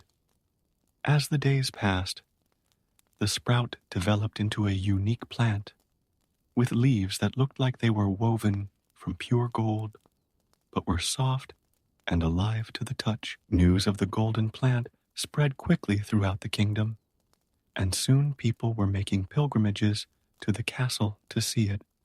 Clara, remembering the lesson she had learned about greed, decided to turn the space into a public garden where everyone could contemplate the beauty of the magical plant and learn about its history. Benjamin, inspired by the stories in the book and the elf's transformation, began to organize weekly meetings in the garden where children from the kingdom would gather to listen to the stories in the mysterious book. Clara watched with pride as her son developed a natural gift for storytelling, his young voice bringing to life the ancient tales of magic and redemption. One day, while Benjamin was leading one of his storytelling sessions, a little girl from the audience raised her hand. "Prince Benjamin," she asked shyly, "what happened to all those children that the goblin transformed?" Benjamin smiled, flipping through the pages of the book until he reached the end, where new words had magically begun to appear over the last few months. The book tells us that Rumpelstiltskin is traveling the world, meeting each of the children he transformed, and offering them the choice to return to their human form. Clara, who was watching the scene from afar, noticed a movement in the shadows of the trees. For a brief moment, she thought she saw a pair of sparkling eyes and a familiar smile. But when she blinked, the vision had disappeared. As the years passed, the kingdom prospered, not only in material wealth, but in wisdom and compassion. Clara established a tradition every year. On the date she had guessed the elf's name, the castle opened its doors for a great celebration where stories were shared and promises renewed to value love above any material treasure. Benjamin grew up to become not just a prince, but a keeper of stories. The mysterious book continued to fill with new tales, now not just of magical transformations, but of transformations of the heart.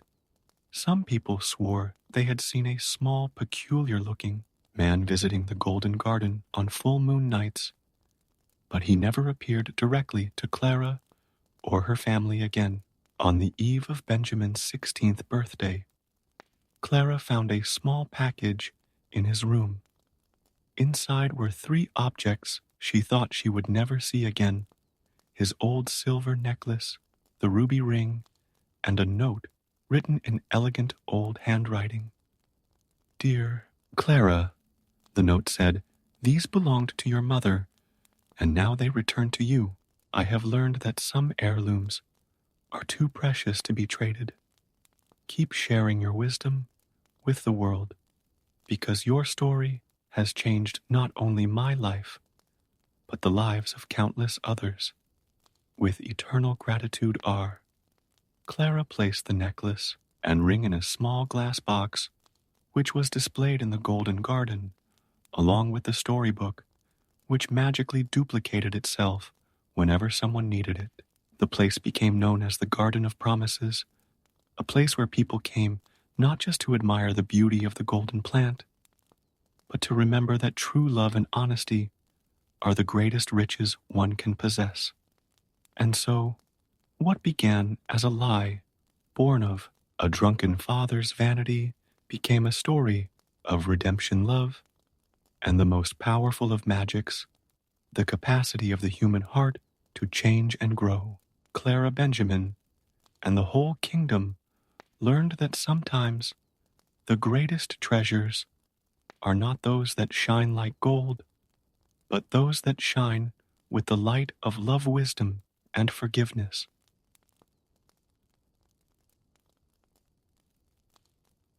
In a kingdom not so far away, where the flowers seemed to dance in the wind and the birds sang melodies that made even the most serious people smile, lived Princess Aurora. Her name promised the light of dawn, but her demeanor was far from inspiring. Aurora had everything a princess could wish, for silk dresses, glittering jewels, and servants who catered to her every whim before she could even utter them. King Edward, her father, was a kind man who, after the Queen's early death, dedicated himself to raising his daughter in the best way he could. Unfortunately, his interpretation of best way meant never saying no to Aurora, resulting in a young girl who believed the world revolved around her. On that particular spring morning, Aurora woke up annoyed because a single rose petal had fallen onto her feather pillow.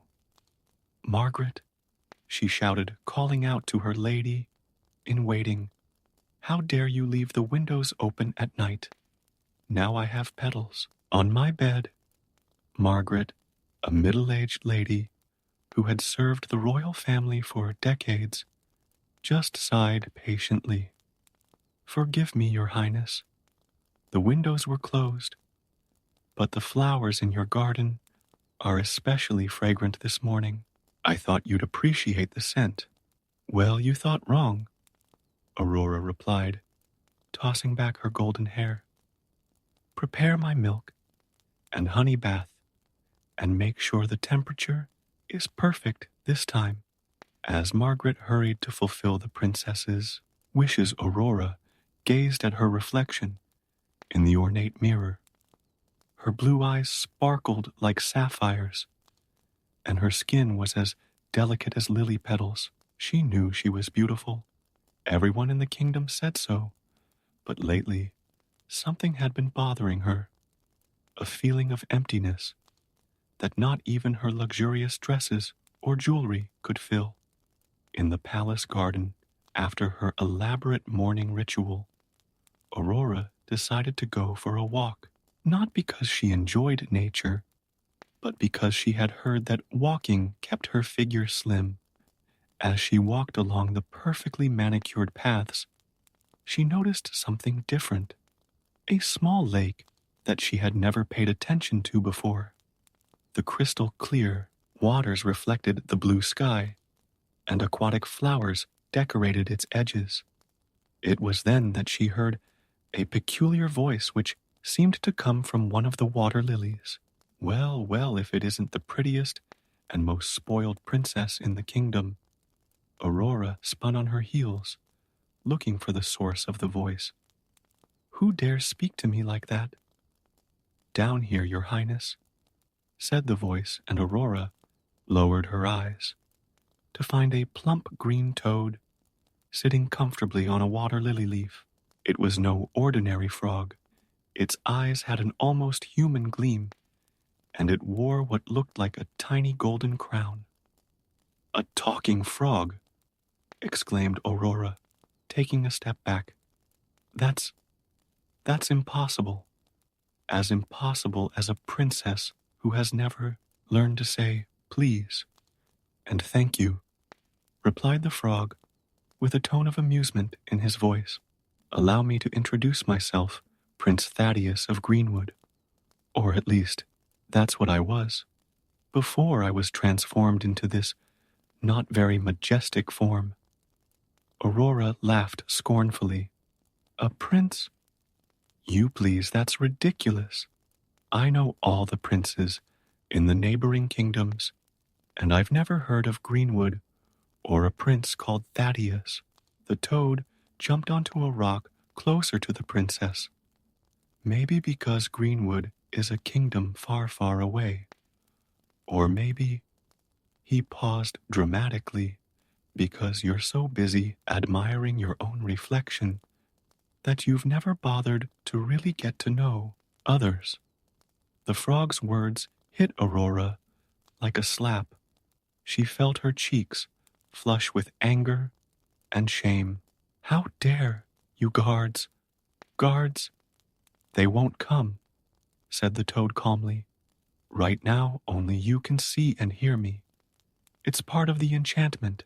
Aurora crossed her arms. And I suppose you're going to tell me that you need a kiss to break the spell, like in those silly stories my nanny used to tell me. Precisely, exclaimed the frog, his eyes shining. A kiss from a pure-hearted princess can break my curse. But, he added with a more serious tone, I'm afraid you don't qualify at the moment. What, I'm a princess? Aurora protested indignantly. Being a princess is more than wearing crowns and giving orders, my dear. It's about having compassion, wisdom, and humility, qualities that, forgive me for saying, so you have yet to develop. Aurora felt something strange in her chest, a mixture of anger and curiosity. Part of her wanted to simply turn her back and return to her comfortable world of privilege, but another part, a part she barely recognized, was intrigued. What if I kiss you just like that? She asked, more to tease than out of real interest. The frog smiled, or at least seemed to smile as much as a frog can. Well, you can try, but I warn you, the result may not be what you expect. Moved by an impulse she couldn't explain, Aurora leaned over and, closing her eyes tightly, gave the toad a quick kiss on the top of its head. When she opened her eyes, nothing had changed. The frog was still a frog, and she was still herself. See, I told you it wouldn't work, said Thaddeus, sounding more amused than disappointed. But don't worry, princess. This story has only just begun, and you have a lot to learn, as do I. Aurora felt something change inside her at that moment. Perhaps it was anger at having been deceived, or shame at having really believed that a kiss would turn a frog into a prince. But there was something else, an unsettling feeling that her life was about to change in ways she couldn't imagine. And what happens now? She asked, surprising herself with a genuine curiosity in her voice. Now, replied Thaddeus, your real journey begins. And believe me, Princess Aurora, it will be a much more interesting adventure than choosing dresses and giving orders to servants. Aurora spent the rest of that day restless, her mind constantly returning to the peculiar encounter in the garden. During dinner with her father, she barely touched her favorite meal, absent-mindedly stirring her fork through the perfectly prepared vegetables. My dear, is everything all right? Asked King Edward, noticing his daughter's unusual behavior. Yes, father, she replied automatically, but then hesitated. Actually, do you believe in magic? The king smiled gently, his eyes shining with a wisdom that Aurora rarely noticed. I believe that magic is everywhere, but not always in the way we expect to find it. That night, Aurora couldn't sleep.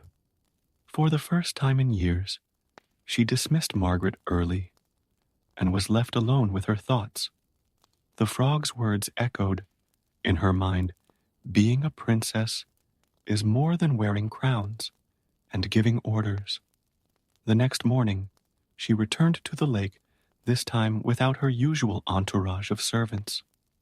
Thaddeus was there, as if waiting for her. Good morning, princess, he greeted cheerfully. I see you've decided to come back.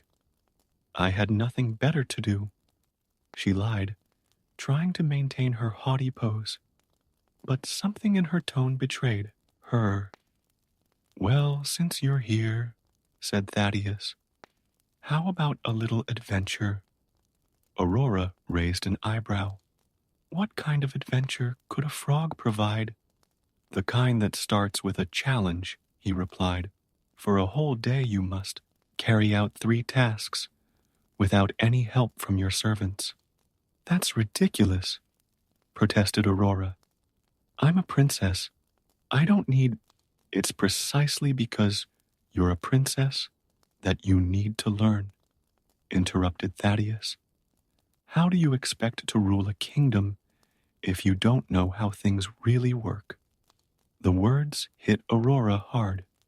She had never thought about it before.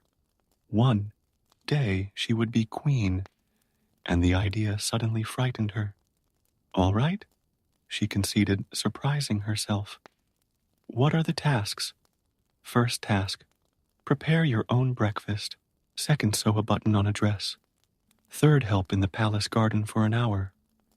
Aurora laughed nervously. "You're joking, right? I don't know how—" "Exactly," said Thaddeus with a satisfied smile. "And that's why you need to learn." Reluctantly, Aurora headed for the palace kitchen. The servants were stunned to see her enter, but she dismissed them with a gesture. Alone for the first time in the kitchen, she stared at the utensils as if they were alien objects. After breaking 3 eggs on the floor, burning a piece of toast, and spilling milk everywhere, she finally managed to prepare something vaguely edible. The taste was nowhere near as good as what she was used to, but there was something strangely satisfying about having made it herself. The second task proved equally challenging. Margaret tried to help her with the needle and thread, but Aurora, remembering the challenge, politely refused for the first time in her life, using "please" and "thank you" sincerely. After several attempts and a few stubbed toes, she managed to fasten the button. It wasn't perfect, but it was firm. The third task was the most difficult. The royal gardener, Mr. Thompson, an old man with calloused hands and a sun-scorched face, showed her how to pull weeds and loosen the soil. "Flowers are like people, Your Highness," he explained gently. "They need care, attention, and sometimes a bit of hard work to truly bloom." By the end of the day, Aurora was exhausted, dirty and disheveled, a sight that would have horrified her just a day earlier. She returned to the lake where Thaddeus was waiting for her. "I did it," she announced, dropping to the soft grass. "I did everything you asked." "And what have you learned?" asked the frog. Aurora was silent for a moment, reflecting. "I learned that things are harder than they seem, and that the people who do these tasks every day deserve more respect than I used to give them." "Excellent start," Thaddeus approved. "But this is only the beginning of your journey." "Are there more tasks?" she asked, part apprehensive, part curious. "Oh, yes," he replied with a twinkle in his eye. "A lot more. But first, tell me, how do you feel now?" Aurora looked down at her hands, slightly calloused from working in the garden. "Different. Tired, but satisfied somehow, as if I'd really achieved something today." "You have," confirmed Thaddeus. "You took an important first step towards becoming not just a better princess, but a better person." That night, as she prepared for bed, Aurora looked at her reflection in the mirror. Her face was slightly flushed from the sun, and there was a different sparkle in her eyes. For the first time, she saw beyond her outer beauty and began to question who she really was on the inside. Before falling asleep, she did something she had never done before. She thanked Margaret for all her years of dedicated service. Her lady-in-waiting's surprised and touched smile made Aurora realize that perhaps there really was magic in the world. Not the magic of fairy tales, but something deeper and more meaningful. And as sleep enveloped her, she wondered what other lessons the peculiar frog prince had to teach her. The next morning, Aurora woke up with a new perspective. Instead of shouting for Margaret, she opened her bedroom curtains herself, letting the golden sunlight in. Thaddeus's words about her journey were still echoing in her mind when she decided to return to the lake. "Ah, you're back," exclaimed the frog, jumping happily over the water lilies. "And I see you're not wearing your usual jewelry today." Aurora unconsciously touched her bare neck. "I thought they might get in the way, depending on what you had planned for today." "Very perceptive," replied Thaddeus, with a toadesque smile. "Today, we're going to work on something even more important than practical tasks. We're going to exercise your heart." "My heart?" asked Aurora, confused. "What's wrong with it?" "Nothing's wrong. It's just dormant, like a seed that needs water and sun to sprout," explained Thaddeus. "Today, you'll be visiting 3 people in the kingdom who need help." Aurora frowned. "But we have advisors for that.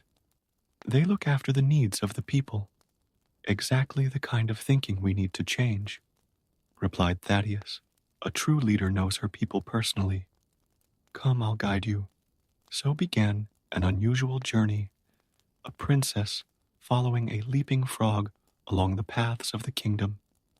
People looked on curiously, but Aurora was too determined to care about the whispers. The first stop was the house of an old woman who lived alone on the outskirts of the castle. Her small hut had a roof that was in urgent need of repair. Lady Maria introduced Thaddeus, one of the best weavers in the kingdom, before her eyesight began to fail. Aurora observed the lady, who was trying to repair a loom with trembling hands. Without thinking twice, she approached and asked if she could help. "Princess," the lady's eyes widened, "what are you doing in my humble home?" I've come to see how I can help," Aurora replied, surprised at her own sincerity. Over the next 2 hours, Aurora learned about weaving, heard stories about what the kingdom was like when her mother was still alive, and promised to send someone to fix the roof, a promise that, for the first time, she really intended to keep. The second visit was to a family with 5 children. The father had been injured, working in the fields, and couldn't provide for them temporarily. The children, although hungry, smiled and played. "How can they be happy with so little?" whispered Aurora to Thaddeus. "Because they have each other," he replied simply. "Sometimes the greatest wealth isn't in the kingdom's coffers." Aurora spent the afternoon helping her mother prepare soup with the few ingredients available. Her culinary skills were still precarious, but the children applauded her efforts as if it were the finest royal banquet. The last visit was to the kingdom's orphanage. Aurora had always known of its existence, but had never been interested in getting to know it. As she entered, her heart squeezed at the sight of so many children without families. "Don't they have anyone?" she asked Thaddeus, her voice breaking. "They have each other, and now they have you too if you choose." A small girl approached Aurora, offering a wild flower. "It's for you, princess. You're even more beautiful than they say." Aurora felt tears welling up in her eyes, not from vanity, as was usually the case when she received compliments, but from genuine emotion. She spent the rest of the afternoon listening to stories, playing games, and promising herself that she would make significant changes to those children's lives. When she returned to the castle, It was already evening. Her father, King Edward, was waiting for her worriedly. "Where have you been all day, my child?" "Really getting to know our kingdom father," she replied, hugging him. "And I've learned so much. Can we talk about some changes you'd like to propose?" The king noticed something different in his daughter's eyes, a maturity that hadn't been there before. "Of course, dear. Let's have dinner, and you can tell me all about it." During dinner, Aurora spoke passionately about everything she had witnessed, about Madame Maria and her loom about the family in need, about the children in the orphanage. To her surprise, her father listened attentively, occasionally taking notes. "I'm proud of you, Aurora," he said at last. "Your mother always said that one day you would discover your true purpose as a princess. It seems that day has come." Later by the lake, Aurora shared with Thaddeus the results of her conversation with the king. He's agreed to set up a special fund to help families in need, she said excitedly. "And we're going to renovate the orphanage. Easy, easy," laughed Thaddeus. "Rome wasn't built in a day. The important thing is that you're beginning to see beyond your own reflection." Aurora gazed at the lake water, watching her reflection ripple gently. "You know, Thaddeus, I'm beginning to understand why the kiss didn't work that first day. I wasn't the princess I needed to be." "And now?" he asked. Now I know I still have a lot to learn. But I want to learn. I want to be better." The frog nodded in satisfaction. "That's exactly the kind of magic we were looking for. True transformation is not always visible to the eye."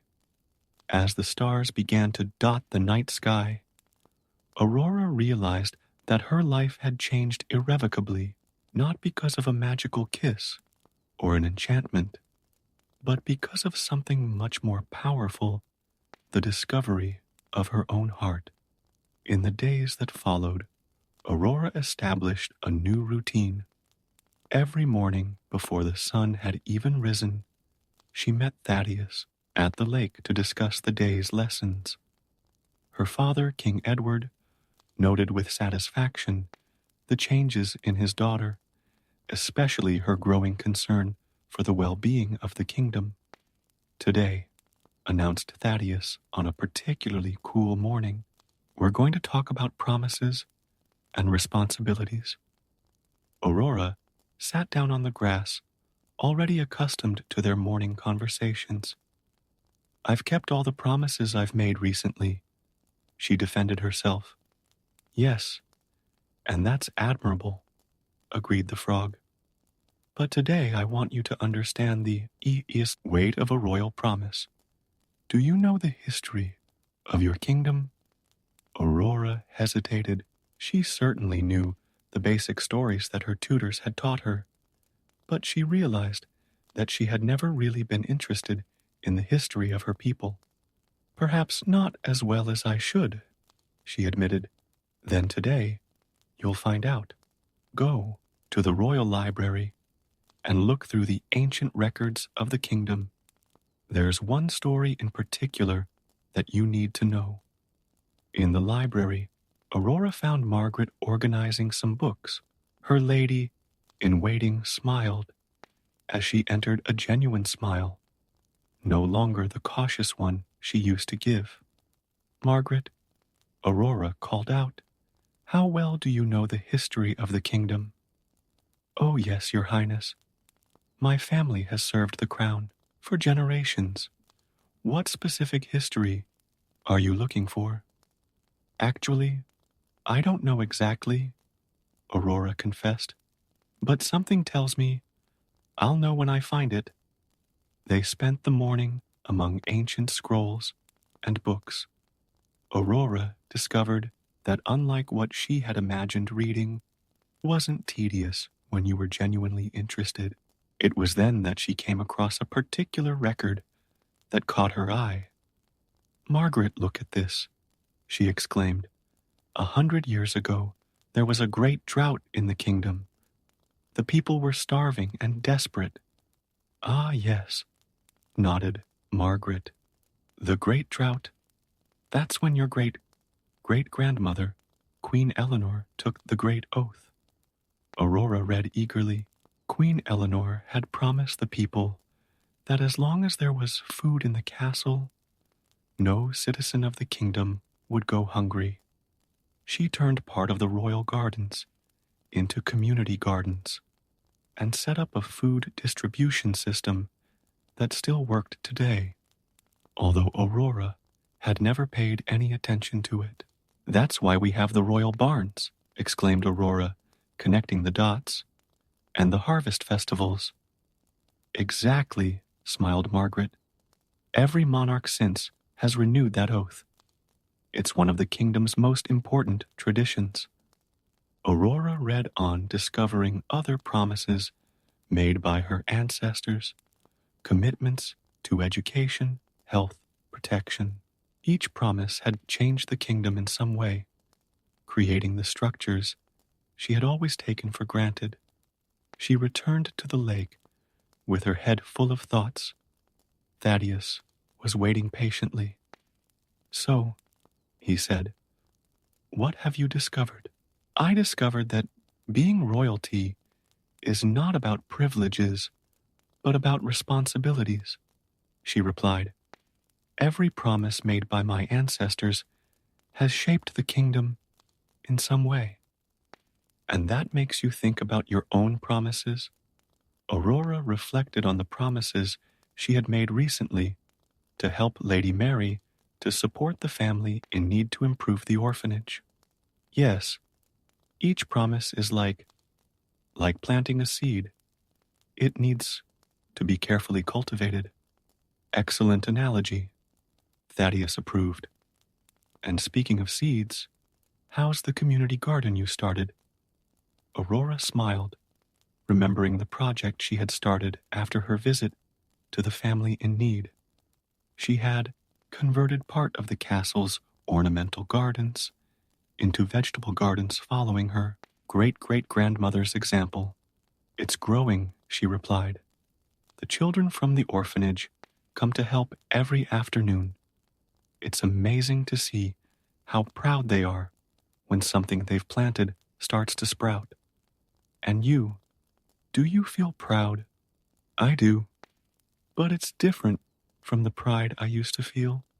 Before it was about me, my looks, or my talents. Now, it's about seeing others grow, about making a difference." At that moment, a butterfly landed on the water lily next to Thaddeus.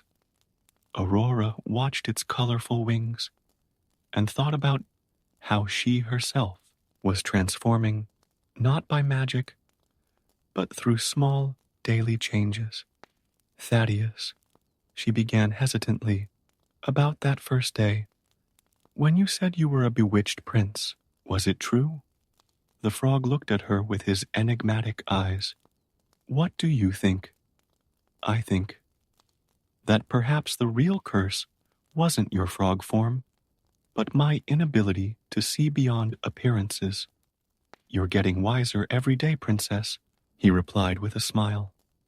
Aurora spent the rest of the day revisiting the projects she had started. At the orphanage, she helped the children with their lessons. She herself had insisted that they have regular teachers. In the community garden, she worked alongside the villagers, her once delicate hands now calloused by honest work. In the evening, over dinner with her father, she finally plucked up the courage to make a special request. "Dad," she began, "I'd like to take part in the next royal council. I want to better understand how decisions are made and how I can help improve the lives of our people." King Edward looked at her with surprise and pride. "Of course, my child. In fact, I've been waiting for you to ask. Was I Yes, you have shown a genuine interest in the kingdom and its responsibilities. It's time to start preparing you properly for your future role as queen. Aurora felt the weight of those words, but unlike a few weeks ago, she didn't feel scared. Instead, she felt ready to face the challenge. Later in her quarters, Aurora wrote in her diary, a habit she had recently acquired. She recorded her discoveries about the history of the kingdom, her plans for the future, and her reflections on how she had changed. Perhaps, she wrote, the real magic is not in turning frogs into princes, but in turning hearts of stone into hearts that care. Autumn arrived in the kingdom, and with it, a gentle change in the colors of the leaves that perfectly reflected the transformation Aurora had undergone. At her first royal council meeting, she surprised everyone with her insightful observations and practical suggestions for improving the lives of the citizens. The princess has shown a wisdom beyond her years, one of the senior counselors commented to King Edward after the meeting. That afternoon, Aurora went to the lake as usual, but something was different. Thaddeus was not at his usual water lily. Worried, she searched among the water flowers and called his name several times, looking for someone. A familiar voice sounded behind her, but it wasn't the friendly croak she was used to. Aurora turned and froze. In front of her stood a young man, tall and elegant, with eyes she would recognize in any form, the same piercing, gentle eyes as Thaddeus. How? She began, but the words failed her. Remember what I said about true magic? He asked, smiling. It wasn't about kisses or instant enchantments. It was about transformation, yours and mine. Aurora sat down on the grass, trying to process what she was seeing. So you really were a prince.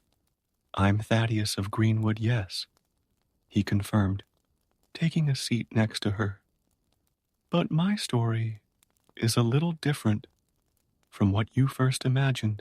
He explained that he had been sent by his own kingdom, disguised as an enchanted frog, to help Aurora on her journey of self-discovery. The magic was real, but it only served as a means to a greater end. My kingdom and yours have an ancient alliance, he continued. When your father expressed concern about your future as ruler, my family offered to help in an unconventional way. Aurora should have been irritated by the manipulation, but instead she felt grateful. You could have simply introduced yourself as a visiting prince. And you would have listened to me, he asked, raising an eyebrow in a familiar way. Aurora laughed, recognizing the truth in his words. Probably not. I was so... You were exactly who you needed to be to start your journey, he interrupted gently. We each have our own path to growth. In the days that followed, Aurora continued her work in the kingdom with even more dedication. The orphanage now had its own school. The community garden was flourishing, and she had established a regular program of visits to different parts of the kingdom. Thaddeus remained her advisor now, officially, and together they implemented significant changes. The pampered princess, who had once complained about petals on her pillow, now spent her days working tirelessly for the well-being of her people. One afternoon, while supervising the construction of a new wing at the orphanage, Thaddeus noticed Aurora watching the children play. What are you thinking about? He asked. About how true nobility has nothing to do with titles or crowns, she replied. It's in what we do for others, in the promises we keep, in the love we share. You've really learned your lessons, he smiled. I had an excellent teacher, she replied, returning his smile, even if he was a frog for a while. King Edward watched the changes in his daughter with growing pride. The kingdom prospered under her ever-increasing influence, and the people loved her not for her outward beauty, but for her kindness and dedication. One starry night, Aurora and Thaddeus walked through the palace gardens, now very different from the purely ornamental beds of before. Flowers and vegetables grew side by side, symbolizing the union between beauty and utility that Aurora had learned to value. You know, she said, stopping near the pond where it all began, I think I've finally understood the true meaning of that kiss story. And what would that be? He asked, curious. It wasn't about changing someone into something else. It was about seeing the true essence of each person, about looking beyond appearances and finding the beauty within. Thaddeus nodded, satisfied. And what else? That sometimes we need to lose ourselves to find ourselves. That true royalty is not in blood or title, but in actions and heart. The kingdom continued to prosper under the shared leadership of Aurora and Thaddeus, who eventually married not out of convenience or political arrangement, but out of a love born of mutual respect and true understanding.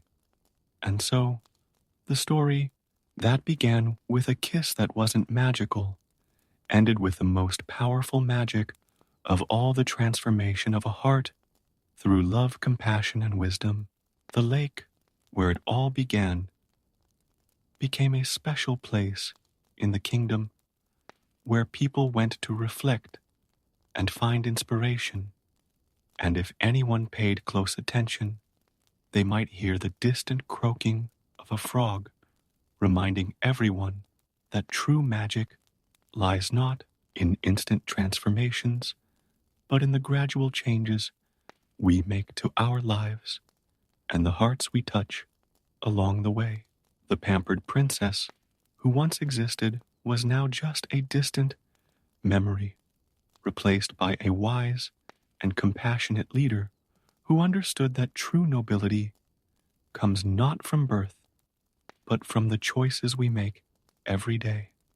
And so, our story ends not with an instant happily ever after, but with the ongoing promise of growth, love, and transformation, the most powerful magic of all.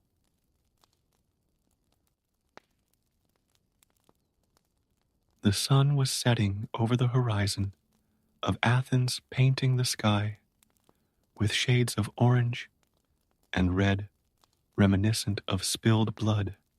Theseus, son of the Aegean king, watched from the palace balcony as young people wept in the embrace of their families.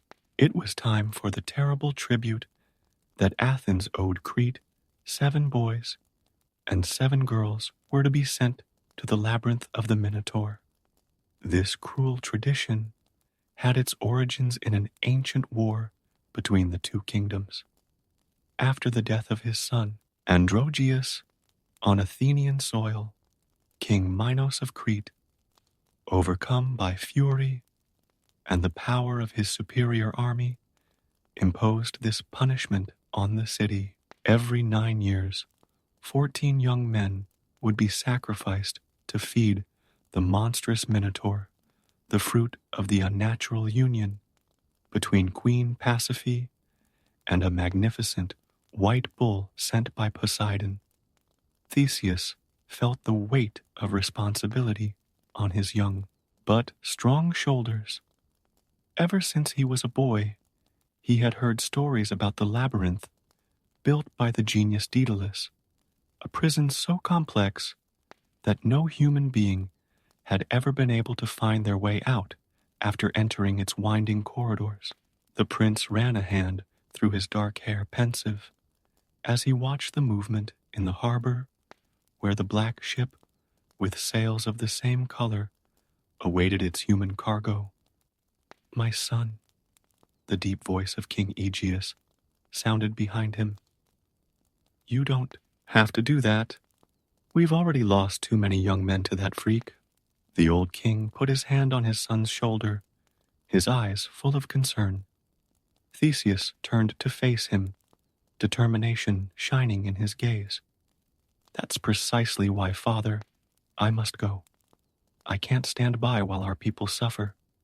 I am the Prince of Athens, and it is my duty to protect our citizens. His voice was firm, but gentle. Besides, I've been trained by the best warriors. If anyone stands a chance against the Minotaur, it's me. The king sighed heavily, knowing he wouldn't be able to dissuade his stubborn son. Then take this, he said, removing a ruby ring from his finger, so that you remember your home and your duty to return. The next morning, the port was packed. Families said goodbye. Mothers hugged their children as if their lives depended on it, and fathers tried to keep their composure while silent tears streamed down their wrinkled cheeks.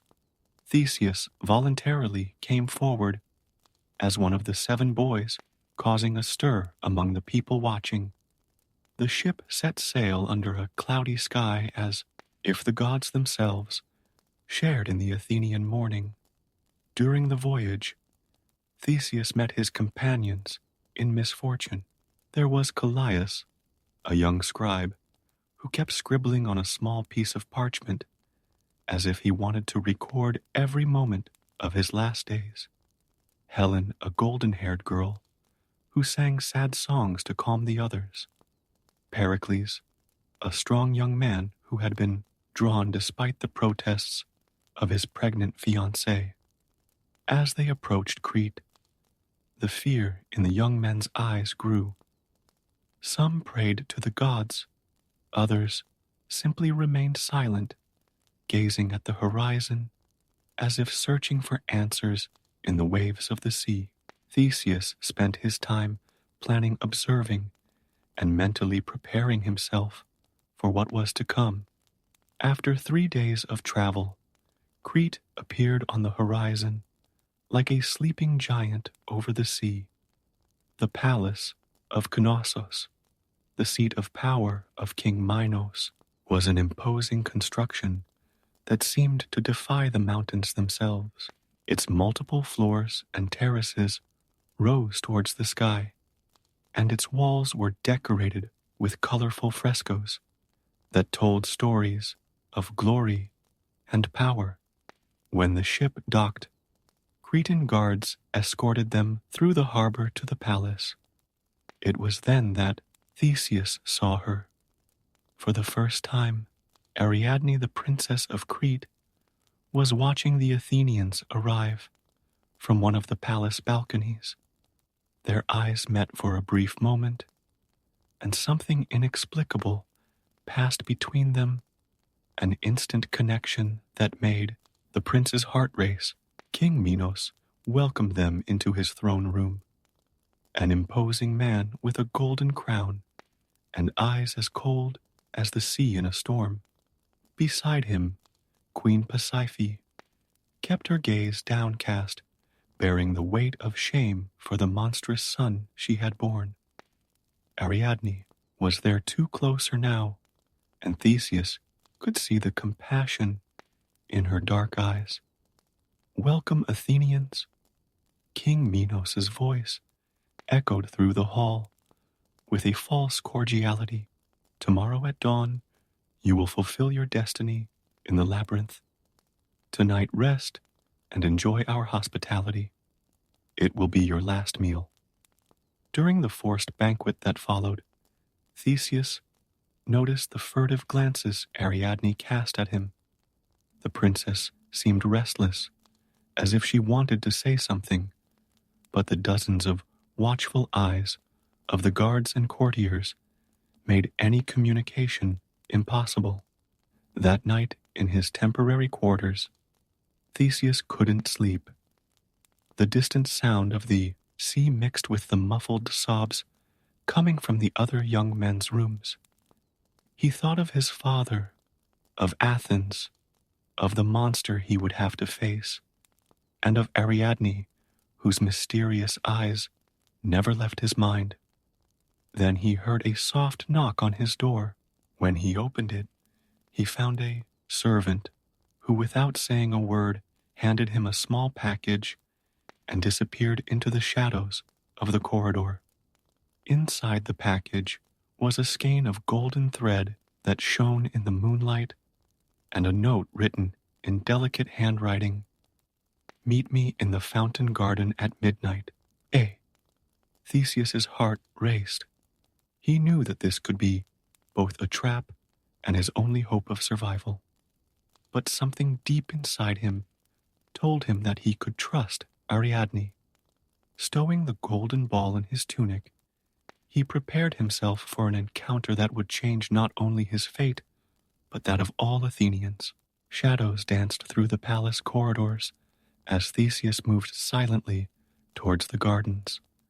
The full moon illuminated his path across the elaborate mosaics of the floor, each step calculated to avoid the watchful eye of the guards patrolling the corridors.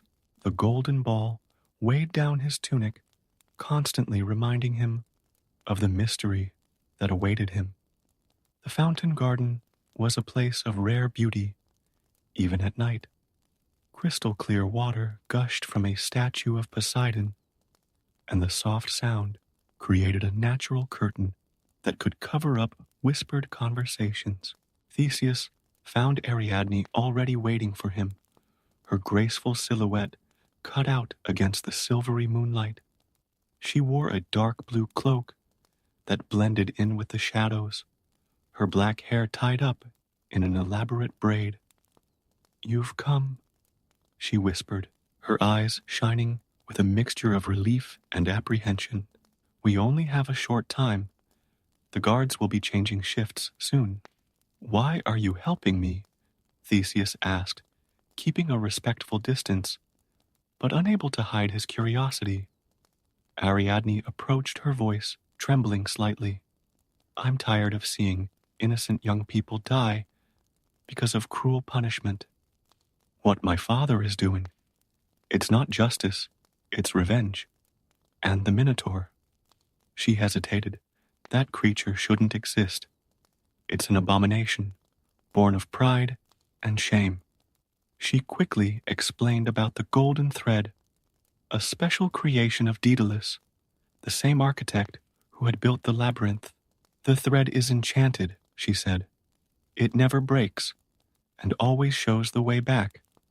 Tie it at the entrance and unwind it as you go. But remember, the labyrinth isn't just a set of corridors. It changes. It moves. It tries to confuse the mind." Theseus held the ball tighter, feeling its peculiar warmth. "How can I be sure this isn't a trap?" "You can't," Ariadne answered honestly. "But if I wanted you dead, I'd just have to wait until tomorrow."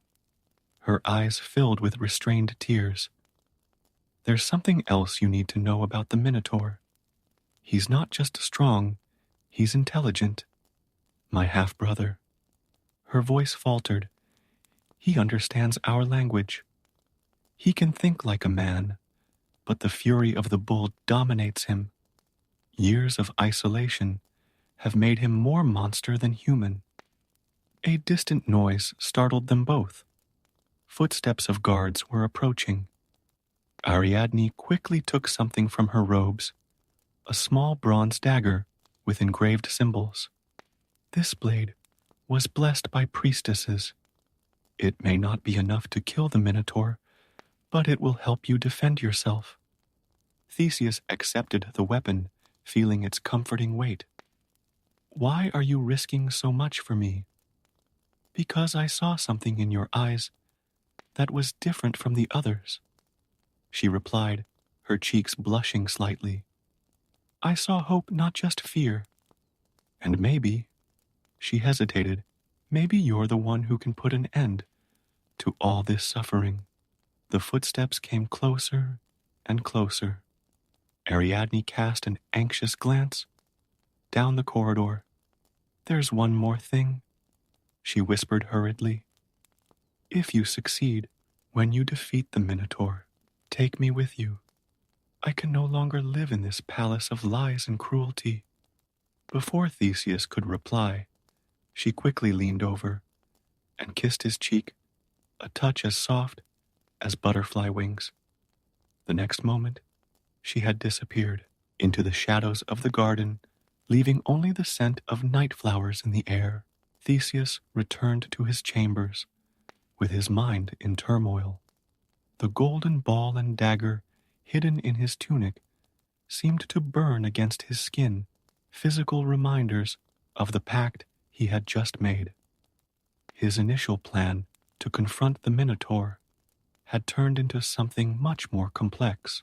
Now, it was not only his life and that of the young Athenians at stake, but also the future of a princess who was risking everything to help him.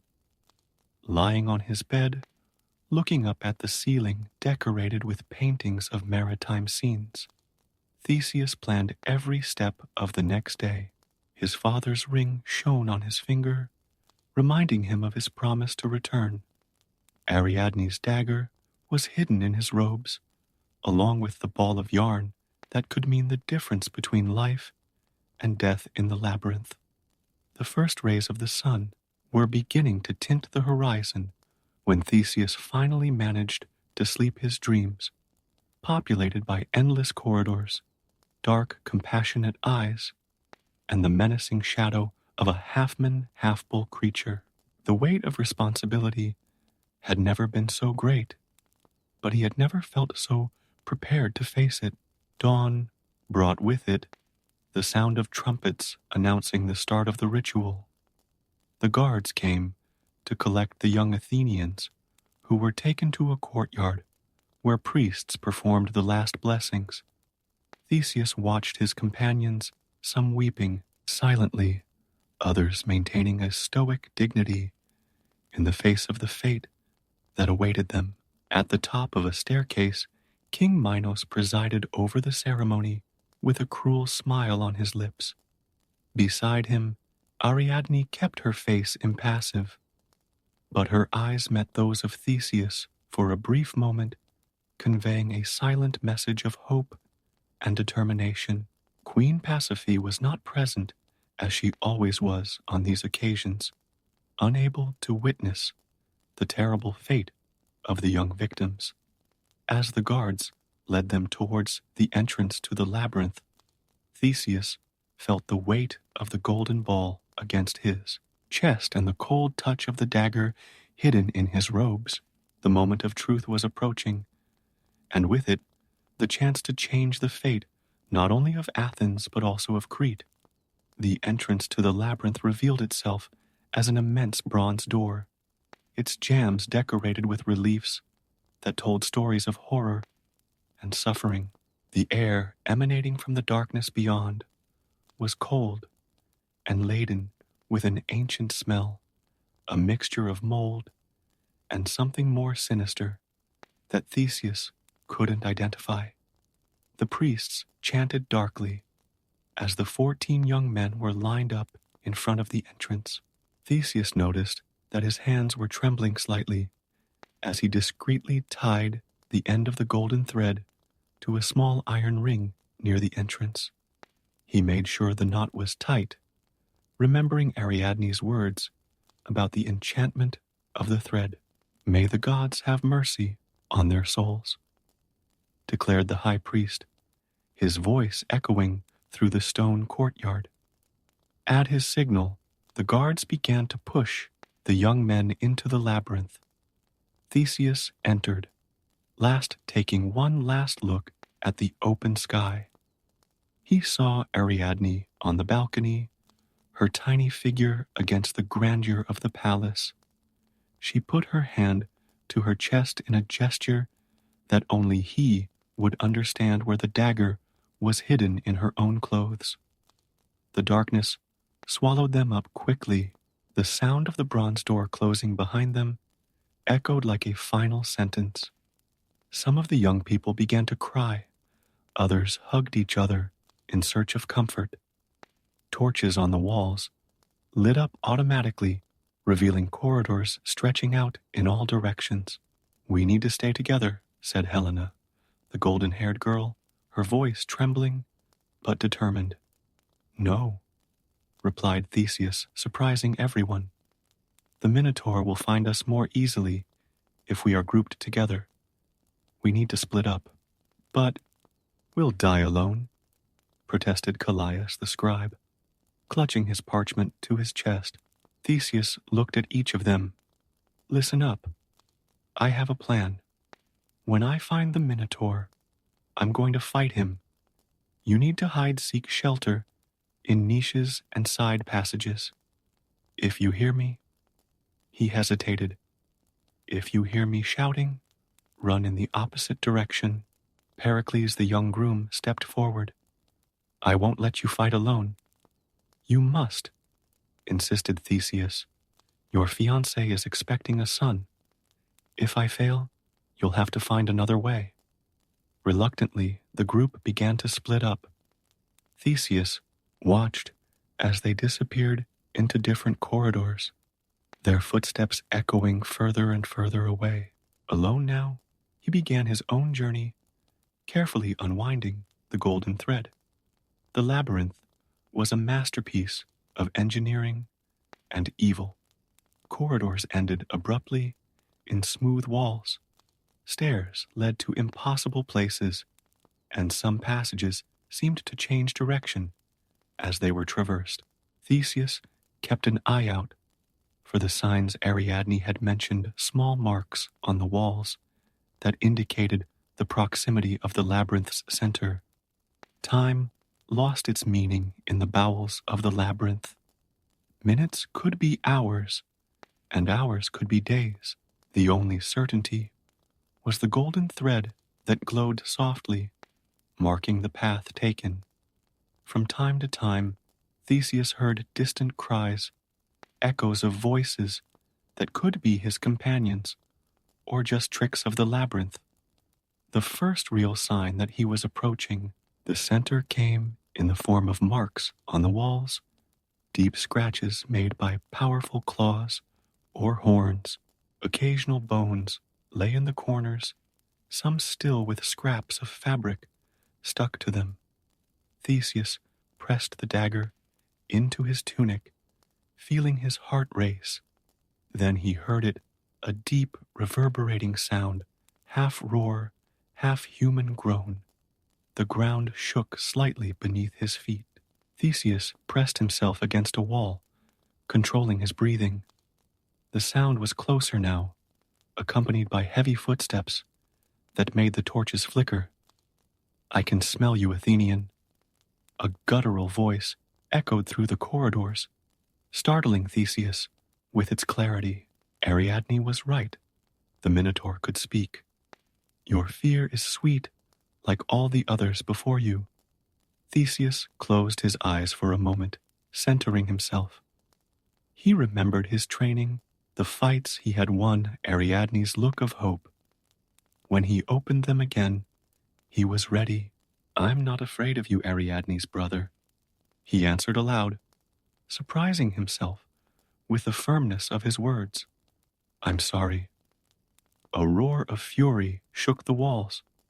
The footsteps became faster, more determined. Theseus gripped the dagger tightly, his body as tense as a bowstring. The moment that would change the fate of 2 cities was at hand.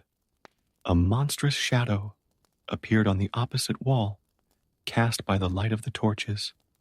The creature moved with surprising grace for its size. Theseus could hear its heavy breathing, feel the heat emanating from its massive body. "Pity." The Minotaur's voice was closer, laden with bitterness. "You know nothing about me, Prince of Athens, about loneliness, about being a prisoner in your own home, about being feared by your own mother." Theseus felt an unexpected pang of compassion. For a moment, He saw the situation through the creature's eyes, born of a forbidden love, condemned to live in the shadows, fed human flesh by a father who despised him. But there was no time for philosophizing.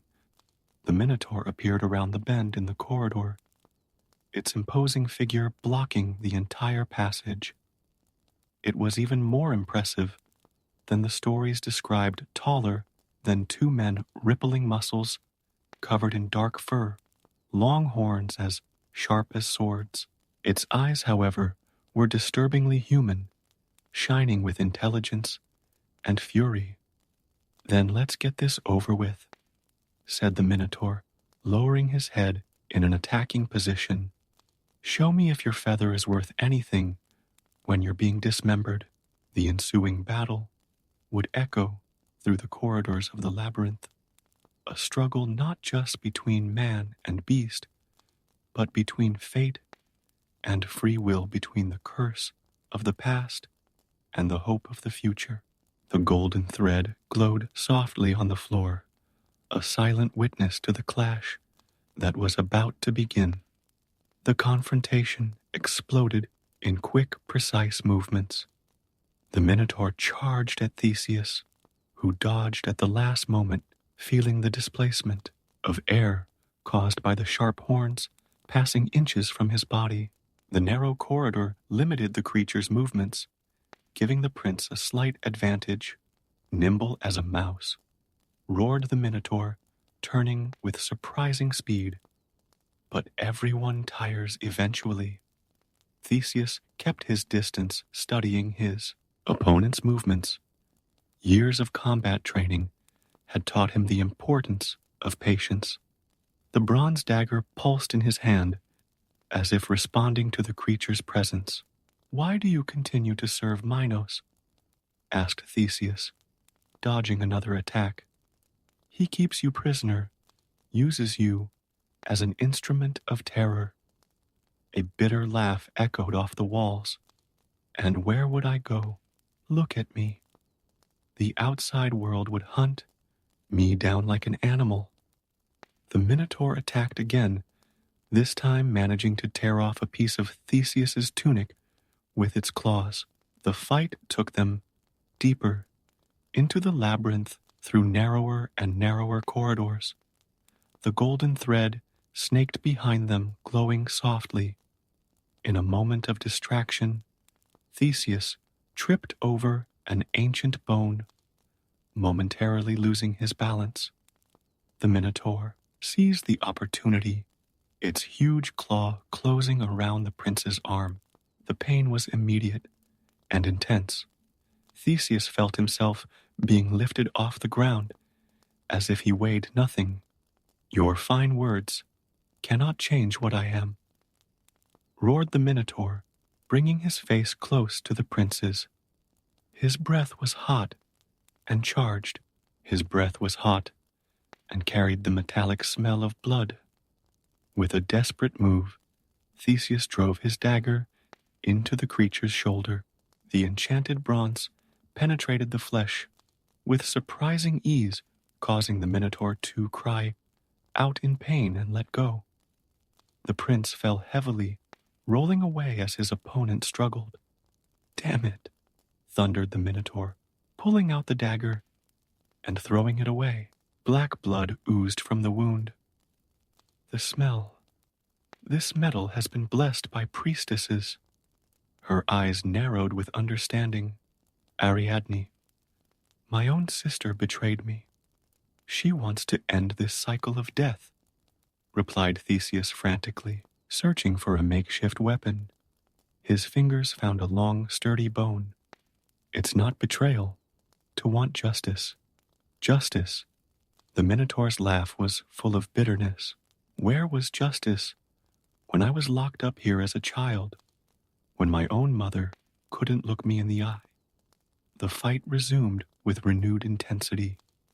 Theseus used his agility to compensate for his opponent's brute strength, looking for an opening.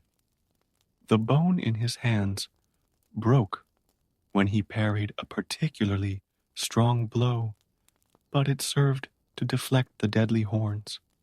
In the midst of the fight, distant shouts echoed through the corridors.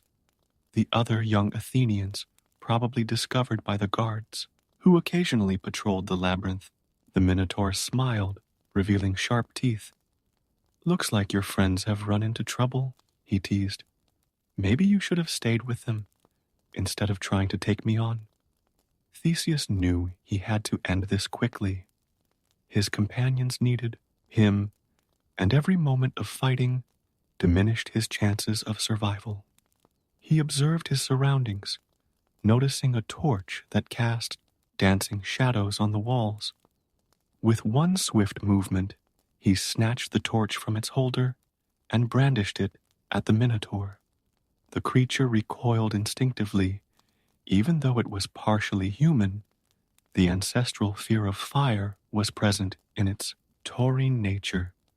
"You don't have to die," said Theseus, stepping forward with the torch. "We can find another way." For a moment, something akin to hope shone in the creature's eyes, but it was soon replaced by anger. "There is no other way for me. This labyrinth is my prison and my kingdom, and here you will meet your end." The Minotaur charged with all his might, ignoring the torch. Theseus waited until the last moment before throwing himself to the side, using the monster's own strength against him. The horns dug deep into the stone wall, momentarily trapping the creature. At that crucial moment, Theseus saw his dagger lying a few paces away. He rolled towards the weapon, grabbing it as the Minotaur broke free. With a roar of fury, the creature turned around, blood dripping from its damaged horns, its eyes now completely dominated by bestial fury. "You're fast, Prince," it growled, "but you're getting tired. I can feel your heart racing, your fear sweating." "It's not fear," replied Theseus, wielding his dagger. "It's determination." The narrow corridor echoed with the sounds of battle metal against claw flesh, against stone roars and cries of exertion. The golden thread shone ever more brightly, as if responding to the violence of the confrontation. The fight that followed was brutal, and desperate man and beast dancing a deadly choreography in the confines of the labyrinth. The fate of two cities, the future of a princess, and the lives of innocent young people hung by a thread as delicate as the golden ball that marked the path through the darkness. And amid the chaos of combat, an ancient truth echoed through the corridors. Sometimes the real monsters are not those who bear horns and claws, but those who create them and imprison them in the shadows. The decisive moment came when the Minotaur at his fiercest crashed into an ancient column. The impact caused stones from the ceiling to crumble, creating a shower of debris. Theseus took advantage of the momentary distraction to execute a move he had practiced hundreds of times in his training. A precise and deadly blow. The dagger found its target between the creature's ribs, penetrating deep into its heart. The Minotaur staggered, its eyes wide, with a mixture of surprise and surprisingly relief. "So, this is how it ends," muttered the creature, its voice losing its bestial fury and taking on an almost human tone. Maybe it's for the best." Black blood oozed from the wound as he leaned against the wall. Theseus maintained his combat stance, but something about the vulnerability of the moment struck him. "You could have chosen another path," he said softly. "No," replied the Minotaur, sliding down to sit on the floor. "This has always been my destiny. Take care. Take care of Ariadne. She was always the only one who saw me as something more than a monster." With these words, the creature exhaled its last breath. Theseus remained silent for a moment, paying silent respect to the being who, despite everything, was also a victim of the cruelty of men and the whims of the gods. The distant sound of screams brought him back to reality. His companions still needed him. Following the golden thread, Theseus ran through the corridors, first finding Helen and Callias hiding in a niche. Soon after, he located Pericles and 3 other young men. One by one, they came together, guided by the light of the enchanted thread. The guards warned one of the girls, "They've entered the labyrinth behind us." "Follow the thread," ordered Theseus. "It will lead you to the exit." "I'll delay the guards." "We can't leave him," protested Pericles. "You can, and you must," insisted Theseus. "Your mission now is to take the news to Athens. The Minotaur is dead. The bloody tribute is over." Reluctantly, the young men followed the golden path, while Theseus faced the guards in the labyrinthine corridors. His combat experience and knowledge of the way through the wire gave him the advantage. One by one, the Cretan soldiers were neutralized or disoriented in the darkness of the labyrinth. When she finally emerged into daylight, she found the courtyard in chaos. Ariadne had fulfilled her part of the plan, creating a distraction that allowed the young Athenians to reach the port. The black ship was waiting for them, its sails already unfurled in the wind. "Theseus," Ariadne's voice cut through the air. She was running towards them, pursued by guards. "My father, he's found out everything." King Minos's furious roar echoed through the courtyard. "Traitor, my own daughter plotted against Crete." Theseus grabbed Ariadne's hand, and together they ran towards the harbor. Behind them, chaos ensued in the palace. Servants running guards, shouting orders, and above all, the thunderous voice of Minos, promising revenge. The road to the ship seemed endless. Arrows whizzed around them, some whizzing dangerously close. Theseus could see his companions on the deck, gesticulating frantically. Pericles and 2 other stronger boys had stayed behind to help them escape, keeping the guards at bay with improvised oars as weapons. With a last-ditch effort, Theseus and Ariadne jumped onto the ship just as the moorings were being cut. The wind filled the black sails, and slowly the ship began to move away from the quay. "It's not over," roared Minos from the dock. "The gods will avenge this betrayal." Ariadne, panting but determined, faced her father one last time. "The gods have already avenged us, father. Their cruelty created their own monsters, and now they are no more." As Crete receded into the horizon, Theseus watched the young Athenians now free their lives ahead of them. Some wept with relief, others laughed nervously, hardly believing in their survival. Ariadne stood beside him, her eyes fixed on the future that awaited them. "What do we do now?" she asked softly. Theseus touched his father's ring, remembering his promise to return. "First we go back to Athens. Then," he smiled, "then we build something new, something better than labyrinths and sacrifices." The sun was beginning to set, painting the sky with the same colors that Theseus had seen on his last night in Athens. But now, these colors didn't resemble blood.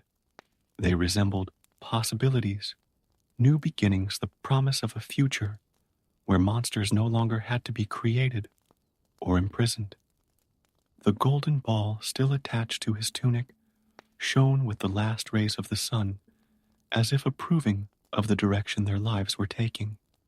On the horizon, Athens awaited them, and with it, the chance to tell a different story, not just one of heroism and monsters, but of compassion, change, and redemption.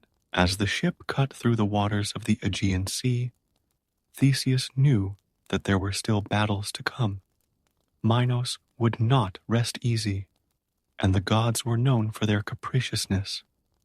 But for now, it was enough to know that 14 young people were breathing the air of freedom, that a princess had chosen her own destiny, and that in the depths of a labyrinth in Crete, a cycle of violence had finally come to an end.